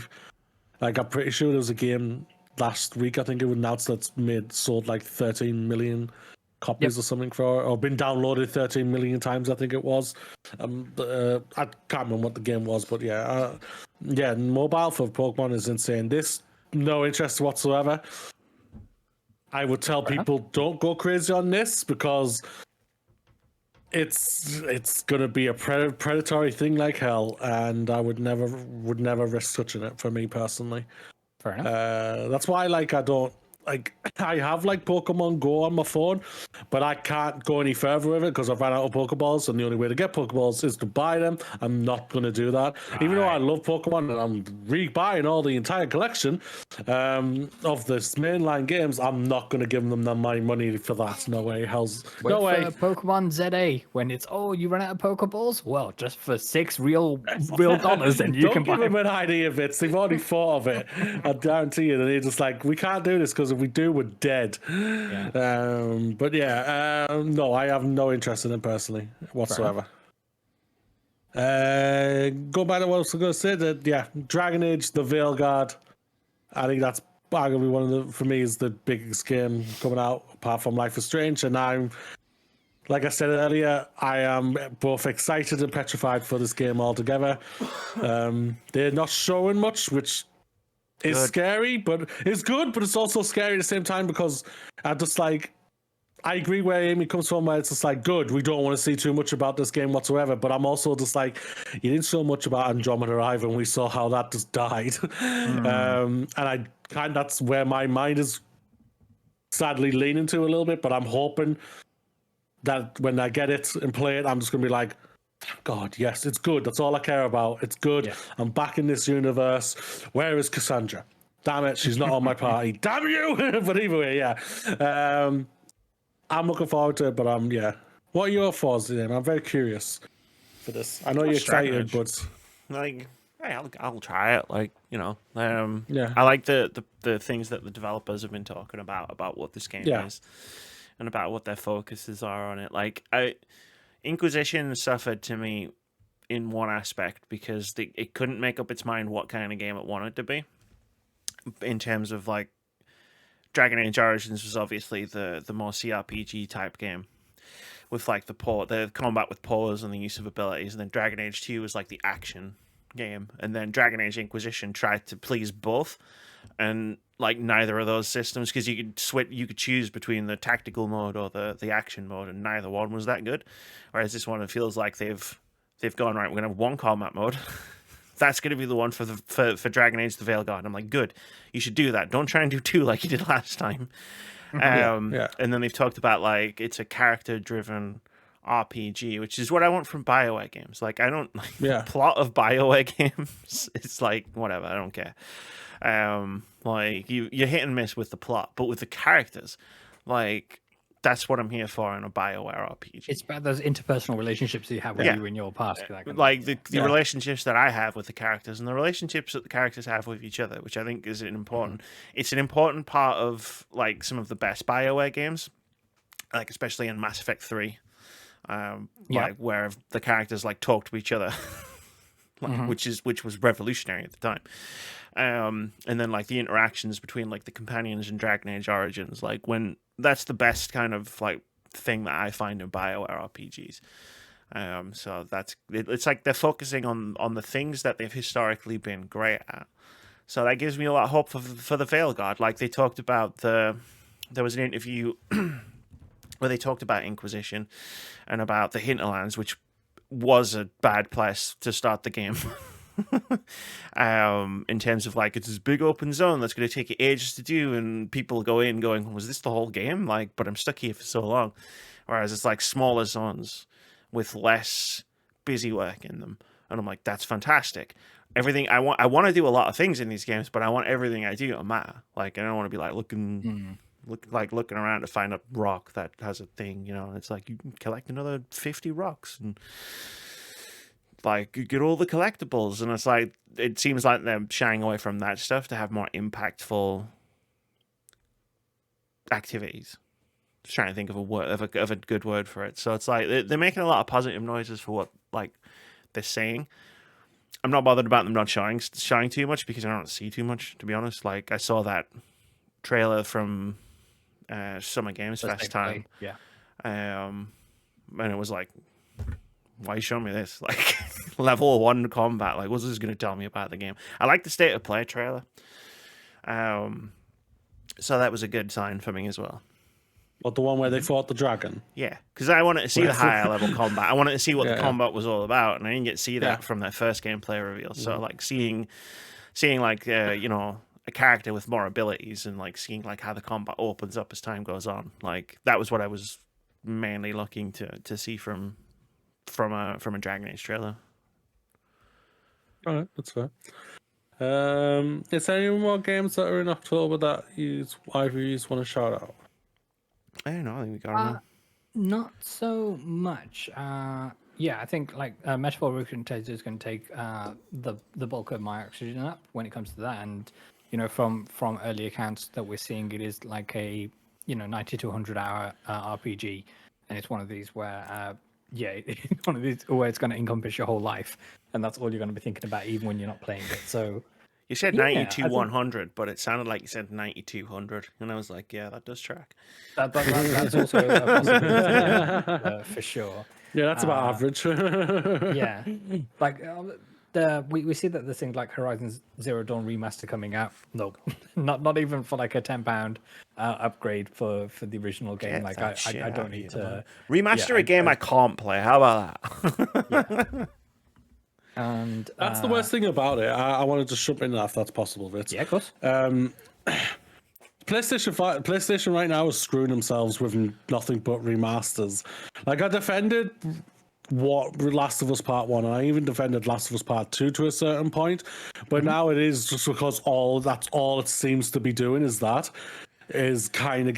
becoming a joke, and like it seems like it's now just made Astrobot not die because it's still being well loved and everything like that, but it's how the talk of the town is not Astrobot. The talk of the town is our PlayStation doing anything at all with new IPs or anything, bringing us anything that's not a remaster or a remake.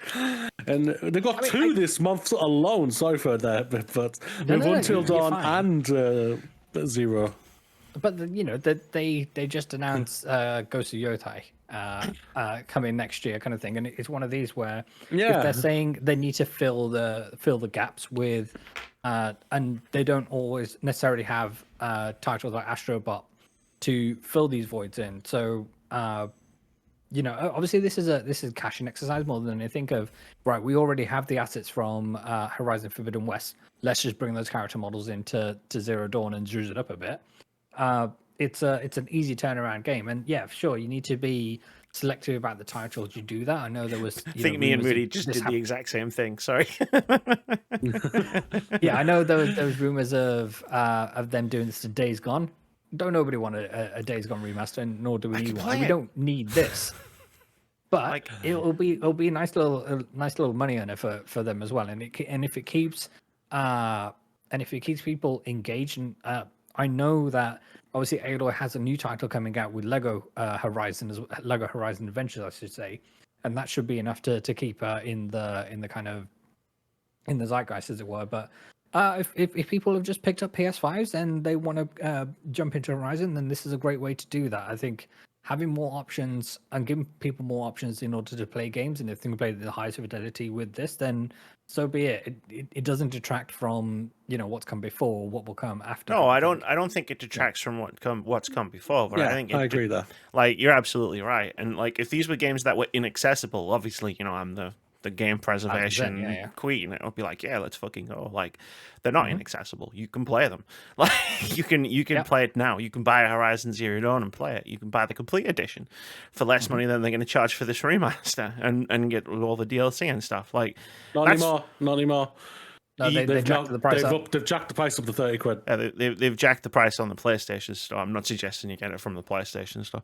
Okay, that's fair then. Yeah, what you say that? Yeah. Yeah, no, like my issue with all of these remasters is they do take like we're already staring down the barrel of fucking ridiculously or overlong development times for new games, and they do take resources and time to make these games. And 100%. And why don't make games that I can't play anymore. Make games that people can't play anymore. Like when they remade Demon's Souls, that was fucking sick. Because one, it was a great remake, and two, you couldn't buy it and play it on a modern console. So that was fantastic.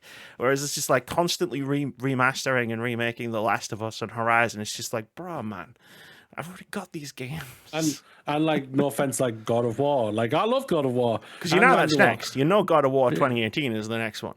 Like they're gonna remaster that with the God of War Ragnarok assets, and it's just like it's cheap as fuck, and just buy the game. Like it's not gonna be any better. Yeah. Mommy, I just think it's funny that they're doing all these remakes / remasters, and they're doing nothing for Bloodborne fans. But I don't even get, because again, I can play a Bloodborne. I know that, but like that's the one everyone basically, not everyone, but the majority of fans are calling for compared to these ones, and I just think that's 100%. Funny. Yeah, and from what we hear, the decision to do that is all on Sony's side. It's not like a FromSoft situation where they're saying no, you can't do this. Yeah, they I'm sure they would love an optimized version of Bloodborne that plays at 60 or even higher frame rates, kind of thing. In the emulation and modding scene, people on PC at the moment, they have Bloodborne running at 4K at 120 frames a second and even higher. So it is possible, and that's just them tinkering around with the existing coding and adding what they've already developed to the various ROMs and things. So for sure you can do that. And yeah, at this point it is a joke of, oh, they're going to do a remaster. Is it Bloodborne? No, it's not. No, it's not. No, it's The Last of Us Part 2.2. 358 days over. Yeah. But yeah, it's one of these where if you want to play this game in the best way possible, kind of thing, with the highest quality character models and things, then this is for you. And if it's not, then for sure. But hey, if it keeps teams employed with projects which we know are going to sell, and it means that these studios support studios who do these turnarounds, if they get to still be employed and not get laid off, kind of thing, then I'm all for that too. Yeah, and there's no doubt about it. What you're saying there is spot on and everything. It's just, yeah, I feel for people. I do feel for people. I really do. Yeah, I get and I'm on board with the fact that we should be taking creative decisions about which titles we remaster and all the rest of it. So both statements are true. Like the first one's that's not even 10 years old. 2017 that came out. Yeah, so no, it isn't. Oh, no. Like they're going to remaster Astro Bot in a few years for the PS6. But think of it this way. Obviously, when for the PS5, Zero Dawn first came out, Breath of the Wild came out, and it was amazing. Veilguard is coming out the same day as this remaster, so hopefully that indicates that's going to be amazing too. Yeah. Like, I don't know, like Astrobot changed my brain chemistry a little bit playing through it, because it was one of those things. I found all of the different cameos. Like, as someone who is pretty versed in PlayStation history, like, I found all of the cameos to be a double-edged sword, where it was like, I found like a little robot from like a game from like PS2 or whatever. And I was like, oh, it's this game. Wow, they remember this game. And then like, oh... Like, remember when PlayStation used to make, like, loads of different games? Remember Ape Escape? Astrobot's going, remember Ape Escape? You liked Ape Escape. And I'm just like, I did like Ape Escape. You're correct. Can I have a new one? No, but you can have this little robot. Yeah, but you know in your heart of hearts, an Ape Escape title wouldn't sell. I don't give a shit if it doesn't sell. Like, you could sell it for, like, a 10. No, but those are the decisions that's fueling which games are getting made or not. Sure. And it's going super well. I get that, and I agree with you that obviously, like the bean counters are taken away from the creativity of what the studios want to make and all the rest of it. But it's not even a bean counter taking away from the creativity issue anymore. Like it is at the moment, but it's gonna fast become a well. What are you gonna do? Are you gonna remaster the Last of Us series again, like for season 3 of the TV show? Like, because that's probably gonna sell, and then it's like. It's not going to sell as well because people have bought The Last of Us 2-3 times at this point. Like, yeah, at a certain point in the future, like diminishing returns is going to smash Sony in the face like a brick. 1,000%. But yeah, hopefully, like their first party studios have been using this time to cook. And to your point, like development times are only getting longer and longer, and we will see those games coming on stream. Maybe not from Naughty Dog, because I think, the Last of Us multiplayer thing was going to be their thing for this generation. But yeah, like we're starting to see the fruits, and like we have no idea what Bluepoint's working on, and things like that. So there are going to be some surprises. It's starting. You know what it's starting to sound like to me? Like the conversation about PlayStation's first parties, it's starting to sound like the Xbox conversation. It's all going to come good soon. And once we see what all these studios are cooking, it's all going to get you're right. Like it just dawned on me right then when we were having this conversation. I was like, this all sounds very familiar. Once these studios start popping off, it's just a little airborne. It's still good. It's still good. The thing is about it, like, I think there's more grander conversation. We can have a proper look into it. Future. We can do that now if you want. Yeah. I'll just sacrifice my topic for this topic.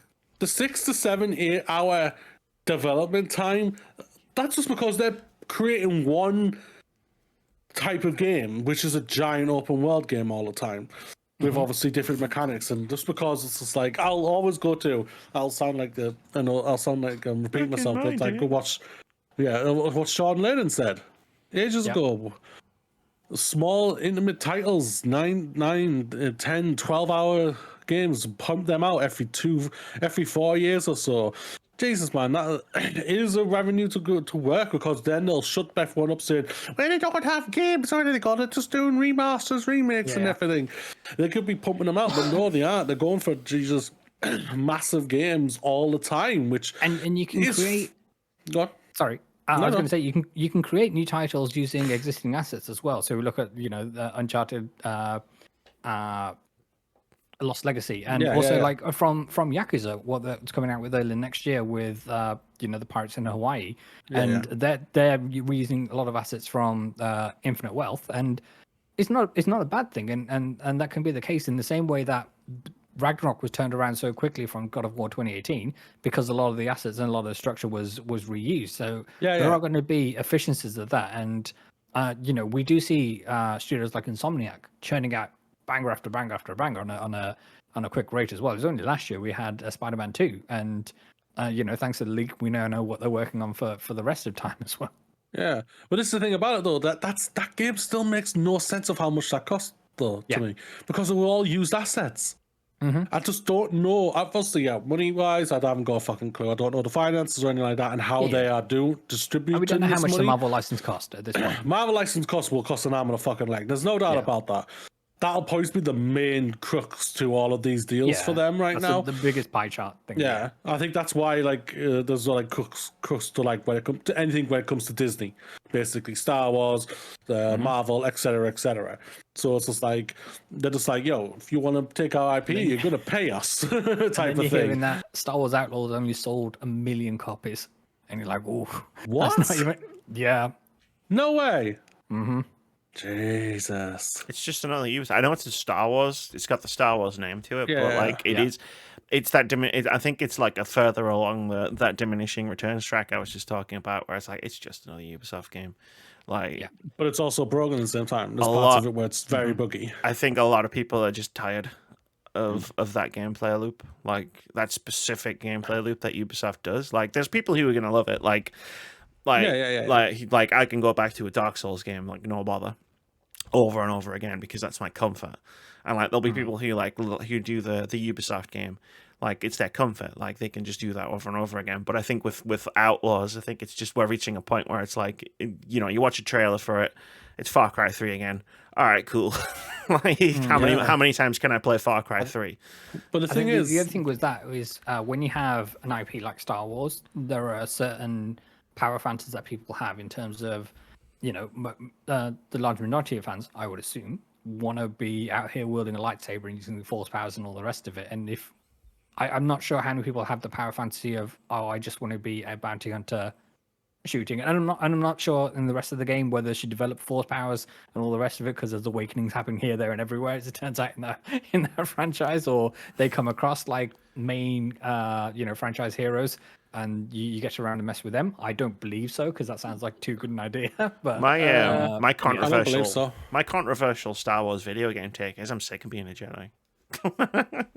I get that, but it's I'm thinking of what the large majority of people may. Oh sure, yeah. Like everybody wants to swing a lightsaber and force push people. It's just like, for me, I'm just like the concept of Star Wars Outlaws of being like a scoundrel, like a Han Solo type, like appeals to me greatly, because it's not Knights of the Old Republic or Jedi Survivor again, but like knowing that I would have to push myself through a Ubisoft game to get that experience was like, and especially with like everything that's coming out at the minute, it's just like, no, you know what? Like, I'm not even going to pretend like I'm going to get to this. A non-starter. Yeah, the thing is about it, like I can talk about it just a little bit. Obviously, when I played it, I played what I think 3 hours. I think I got into it. I just left the first planet and did a little bit of the second planet, and I was just like, this is soulless. That's the worst thing about it. It just had no soul, and sadly, the character just didn't resonate with me. So sadly, it's not about.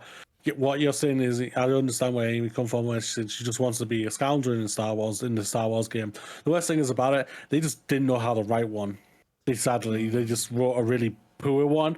Now apparently, I hear later on in the game it gets better apparently, and I'm just like, well, if you can't get me in the 30 hours, first 3 fucking Moody. hours, You've got to. It gets good after 30 hours. You've just got to keep. Keep playing. Like apparently, but no, it's like.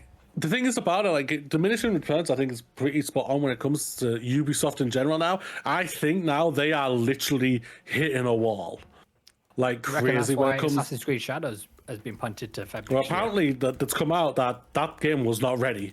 It was buggy as hell, and then like, the developers are like, "Thank you for that." And that's the worst thing about it. A lot of games these days, which has really pissed me off when it comes to AAA games, have come out and be buggy as hell.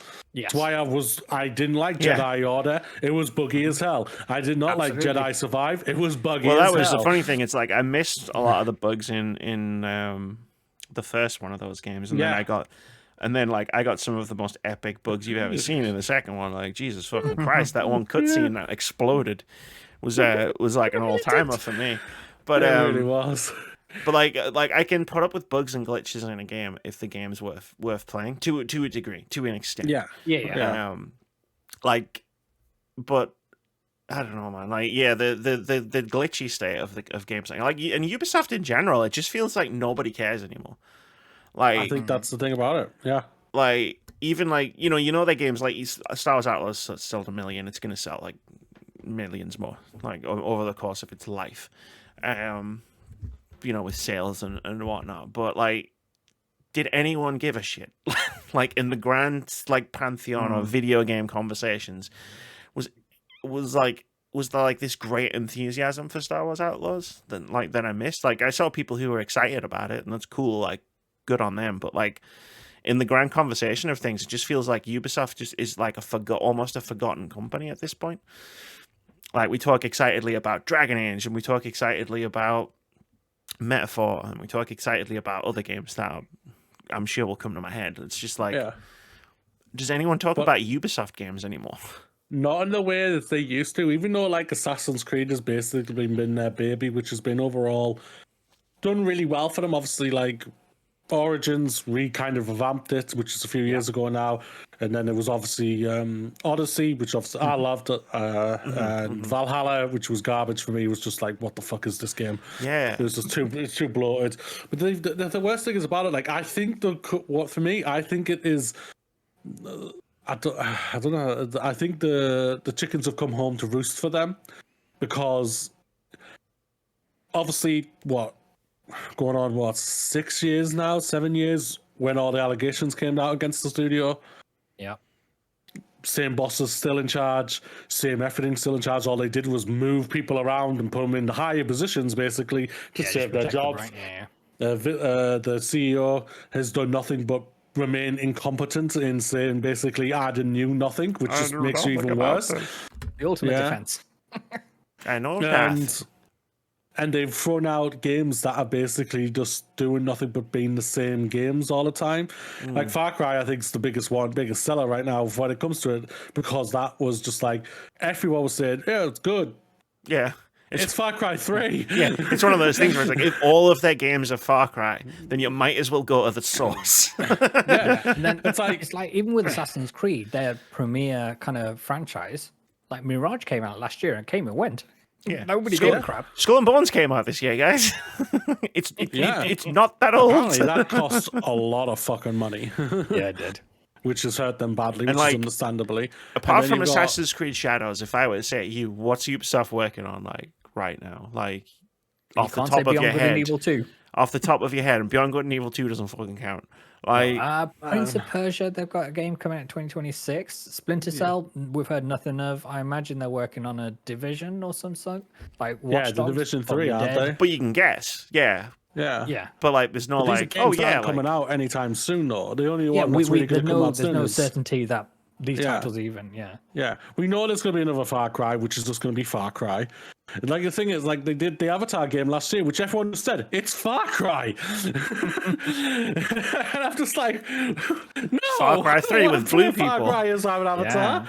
Like It's Far Cry 3 in Star Wars. I never It's a touched it. reskin, right? Yeah. It's Far Cry and 3 that's- with Greek mythology. It's like, it's all Far Cry. Like, it's the astronaut Yeah. meme. It's all Far Cry meme. Yeah, I think Always has been. Always has been.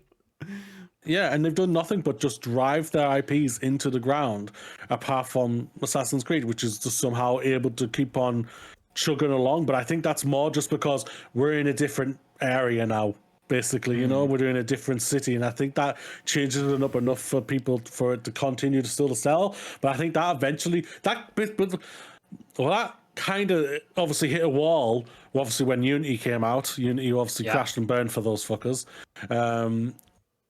Which hurt Syndicate, which was arguably a great game, Syndicate. Really good game. It was really good, actually. Yeah, and then they obviously did the Black Flag, which was a great return. I love Black Flag. I stand by Black Flag. I think that was a great one. That came Yeah. out before, right? Because that was 4. Black Flag came out before those games. When they came Was it? back, when they came back after Syndicate, was Origins, and that's Origins, because they did that- the soft reboot. yeah, that to me is why Assassin's Creed managed to like beat it's just Far Cry The trend, because they did actually like make Change changes it up. to that Yeah, they that did. formula. It was still very recognizably Assassin's Creed game, yeah, but they made enough changes that, like, you know, Origins and Odyssey were very well received, and then in Valhalla they just bloated it too much. Like from what I've heard from you. yeah, Like, yeah. It was. It's insane. The industry is just bonkers right now. Yeah, so from what I've heard of the Assassin's Creed Shadows, delay is the official response is that they the kind of historical accuracy consultants that they brought on, they brought them on far too late in the project, and there's some issues. Now we know there've been some issues with the sigils that have been used on flags, which are actually from people who kind of role play and recreate war battles and you know, exchanges from that time and place. But again, that's a lie, because one, it came from a corporation, so you shouldn't trust anything what they say. But then we're also hearing that there's fundamental issues with the gameplay loop in terms of it's just not fun, and that's not something you can kind of turn around in a couple of months. And so I think there's some bigger issues there to do, and I can see this one being a stinker, which I know is going to be a disappointment, because, you know, Assassin's Creed set in feudal Japan is something that we've been asking for since Assassin's Creed 2 kind of thing. So yeah, The worst thing I is really about need to it. play that trilogy of games again. Which one? 2 and the ones that came after 2 it. Brotherhood Revelations, I Yeah. think. Oh yeah, The that was a Ezio great trilogy. trilogy. Like, the Ezio trilogy still stands by probably to be their overall success point for them. Even though I'm pretty sure the Brotherhood was great, there was no doubt about it. I Rome dropped off was from, just in stupendous. The third one, though, I didn't finish that one. Revelations. I think the third Yeah. one was probably the weaker of the 3 for sure. I just I would remember. probably say it was. I just remember like slow walking through. Like there was that one bit in the middle of the map where like all the guards were, and it's like you always had to go around it. And I remember slow walking through it, and every time a guard was like, "Hey, it's the guy," I would just go, and then an assassin would just jump out and kill him, and I just fucking Yeah, do the cool guy that was walk. awesome. Yeah, that was Like- pretty awesome. But yeah, no, like I just googled Assassin's Creed. Don't Google Assassin's Creed. But the worst thing is about it, like, so Ubisoft apparently like released the thing saying we're doing an internal investigation and everything like that. We know the fucking problem, mate. Us, the people, not you corporate shits. Us, the people, know your customers know the fucking problem, and that is you. What's his name? Yves Guillemot, yeah. Yeah, thank you. And all his fucking cronies that are around him and everything. Do you motherfuckers are the From inside problem? the house, you can't do internal investigation, Ubisoft. Like seriously, it's like I've seen like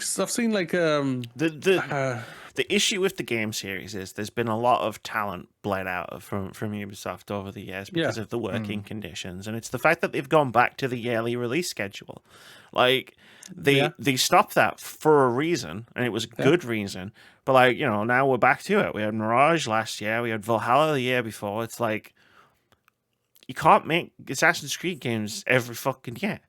You can't make any video games every year these days. But like a game the size and scope and complexity of an Assassin's Creed, it's like you're gonna fail hard. You did. You did fail hard. I tried to play Assassin's Creed Unity.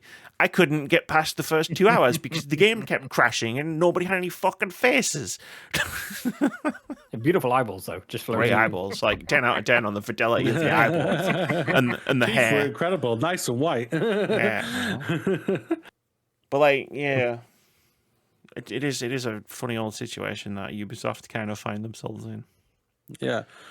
And it's like I've seen, didn't Xbox release something saying, "Hi, we want to know why the devs skipping the Xbox X Series X and S or something." I can tell you that right now. Yeah, I can tell you that right now, guys. It's because of the S. That's it. I get where people say, just like get better at development and stuff like that, but like get good. Yeah, we can do it. I'm bringing it back, everybody. Get good, game developers. But the S is the crux of the X. That's the worst thing about it. It is holding them back. What hurts them, and that's why developers are not working on them, because it's like, one, we don't have time to work on two consoles at the same time here. This is a thing where when it comes to PlayStation, they're really good at this. They just have one type. Yes, I know they're about to release the Pro, but getting a different version for that isn't that difficult to what you have to do to get it downgraded to the up. If you trying to bring going it upwards, back down, that's fine. Downwards, it's like, why? Whatever PC build you're also working on, just dial some of those settings in for PS5 Pro. Going the other way, not so much. Yeah, well, it's all over the place. It's an affordability thing, and it's an accessibility thing of like, hey, people can't afford to buy. 100%. Like, considering when we really when we seen the PS5 Pro going in the opposite direction, it's just like you're trying to lock people out of playing video games. It's like, at least with the Series S, it's like there is an option there that's still not cheap. I would never say £250 isn't cheap, but yeah, I think we're in the same boat when it comes to the Series S is an important system, and we're glad that it exists.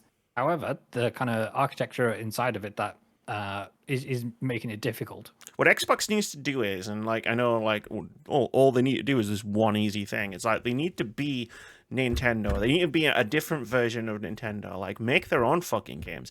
That's how they're going to make their platform a platform that people need to come to. It's not by getting Baldur's Gate 3 running on the Xbox Series S without it fucking exploding into your fucking roof. It's by getting their massive stable of first party studios to make like must play experiences made specifically for their hardware, but they've gone in the opposite direction. I've checked in my list. Halo, Gears, and Forza. Can I interest you in any of those?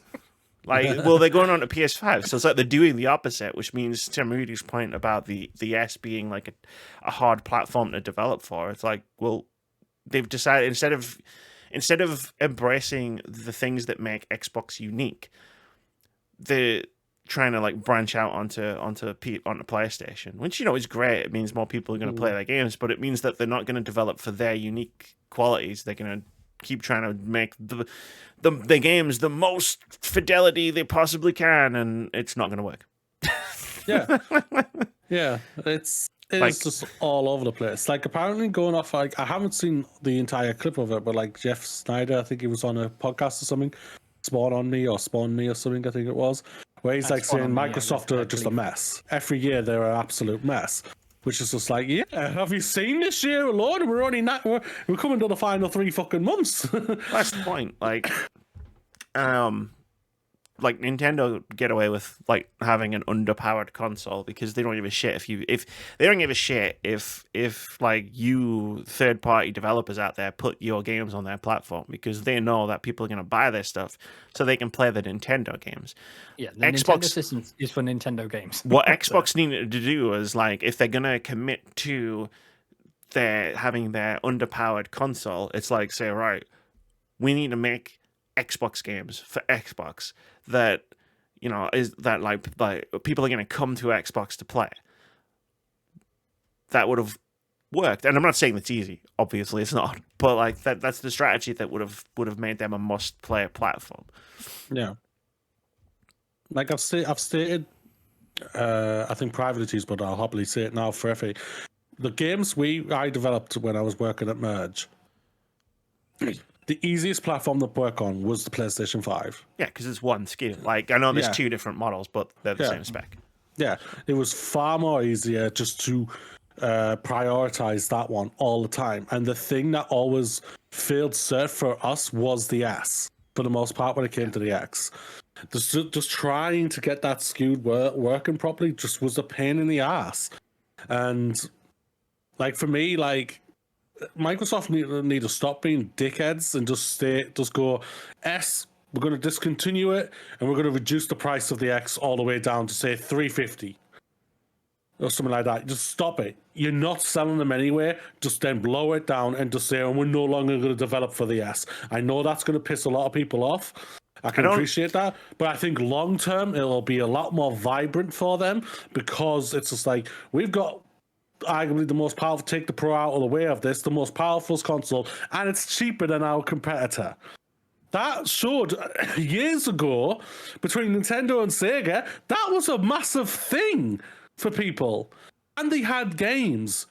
So they have games on Game Pass and everything. So to show, they were trying it already with the S. S, even though it has been a quote-unquote success, it hasn't really been a success dev-wise. And they need to just push that thing aside and now go and just give the devs and the people a better console. The X was a great console. Even though I don't have it anymore, it was a great console. There's no doubt about that. It's just I prefer my PS5. Like, I prefer to play on that. Just what I prefer to play on and everything. But it's a great console. It's a great, powerful console. And it should be worked on more compared to what... and prouder for the developers, instead of we're thinking, oh shit, we got to get it down to the S. No, I think if Xbox hadn't have released the Xbox Series S this generation, I think Xbox as a brand, like a platform brand, finished. Nobody bought the Series X. Relatively, like I'm not like I don't want to say like dismissive of like developer concerns about the Series S. Obviously, like, it is a tough platform to develop for, but I mean, it's also really fucking accessible. Yeah. And speaking to that, is the silver bullet for the S just not to make it so it just plays off the cloud? So in the same way that like cloud streaming is coming to TVs and whatnot, I know they led the charge with Samsung TVs. If every Series S, instead of just playing games natively on the system, now I accept obviously internet connection issues and you know the kind of adoption rates in that, especially like rural parts of the world and things like that. But if the core hardware isn't strong enough, or the architecture is too difficult to develop on, should make a cloud device is the way forward. I think that was part of the pitch. Wasn't it? That was part of the pitch. I think what Xbox ran into the same issue that Stadia ran into, which is internet parity across the world is way worse than I think either company expected. Because like I have pretty good internet. I can stream games from Twitch. I can do this podcast with you guys. Doesn't always work very well.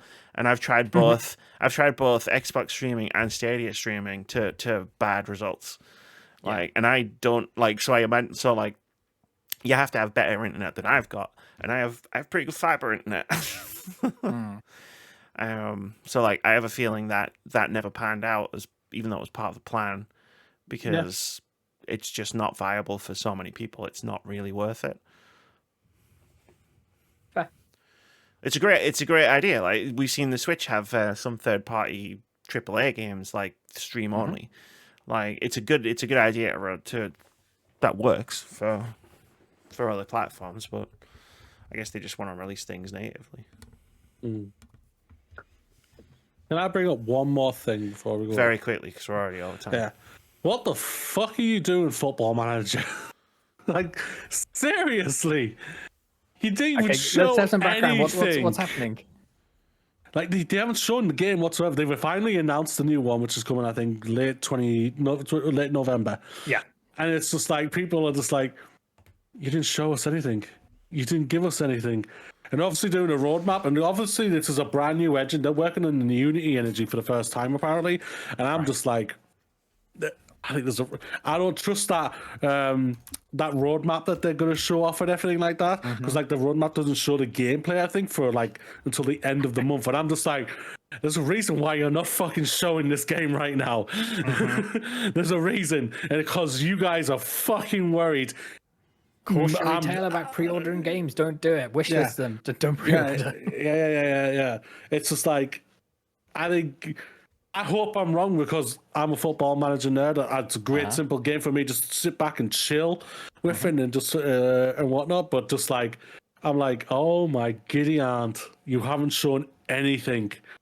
No screenshots, no nothing of what it looks like. I'm scared for this game. And it's just like, and I think they're going to be charging more money for it. And I'm just like, good luck. Good luck, you schmucks. As I understand, it's still coming to Xbox Game Pass as well. Yeah. But like if the game isn't all this cracked up to be, then it doesn't matter if it's on Game Pass or not. I don't know this. I'm just going off that they haven't shown anything, and that's just like, why haven't you shown anything yet? Yeah. For me, a game that this is a massive game. It sells incredibly well every single year. And it's just like, you probably should have started the 2025 game probably 2 or 3 years ago instead of last year, I think, when they said they started it, or the late 2023, I think it was. But yeah, I don't know. Yeah, imagine moving to a new engine is not the work at the moment. yeah, no doubt. But I cross fingers and I hope I'm wrong, and I hope when I see it and I actually play it, I'm like, damn, should never have complained. Shut up, have trust in them, Moody type of thing. But yeah, don't trust anyone. It's time for OpenCritic Head-to-Head. This is the game we play every week where we try to guess the OpenCritic average of upcoming games. Normally at this point I'd explain the rules, but they don't matter because everything we guessed on doesn't have a review score. So the games that we're guessing this week, the first one, Dragon Ball Sparking Zero. I'm going to go first because that's my turn to go first this week, and I'm going to guess it's going to get a 71. Wow. Not a bad shout. It's a Dragon Ball game. They don't review tip tremendously, amazingly well. Yeah, the people who play them love them. Yeah. Critical reception isn't that great. I'm going against the grain. Go against the Not grain. only because this is on fucking Final Fantasy, it's on my Fantasy Critic game as well. 90, here we go. 100! No, Exactly. 81. I'm going to go 81. You don't have any extra. I think it'll land in the 80s. Let's go 75, please. 75. And the second game that we are going to guess the OpenCritic average for is Metaphor Refantasia, or as I like to think of it, Fire Emblem 3 Personas. I'm going to guess it's going to get a 92. I just want to check something. Yeah, that's fine. It's not like we're like yeah, massively over time. Are It's Yes. fine. Oh, sorry. That's all right. Keep in mind, dear listener, Moody's already won this game like in February. Oh, yeah. Moody's won this game in February. So the research that he's doing right now is showboating, as I like to call it. 94. 94. This is going 93. You know what? He's not wrong. 93. Damn. Big play by Vitz there. He's giving himself one chance to shine. And speaking of shining, Moody, it's your time to shine. Hey, everybody. Today, be proud. You made it. Another day is behind you. Another week has passed. Want to know what else? You are at the absolute best. You are truly good enough. Good enough. You are truly good enough. God enough. God enough. You are People God should enough. worship the ground you work on. We should worship you. Because we all believe in you. That's why. One step at a time, one day at a time, and one dream at a time. Now stand up and jump up high and high five that sky. Because you made it and you are enough. Live long and prosper. And fuck Maximum Entertainment. Didn't stop the recording this time. There you go. Peace, everybody.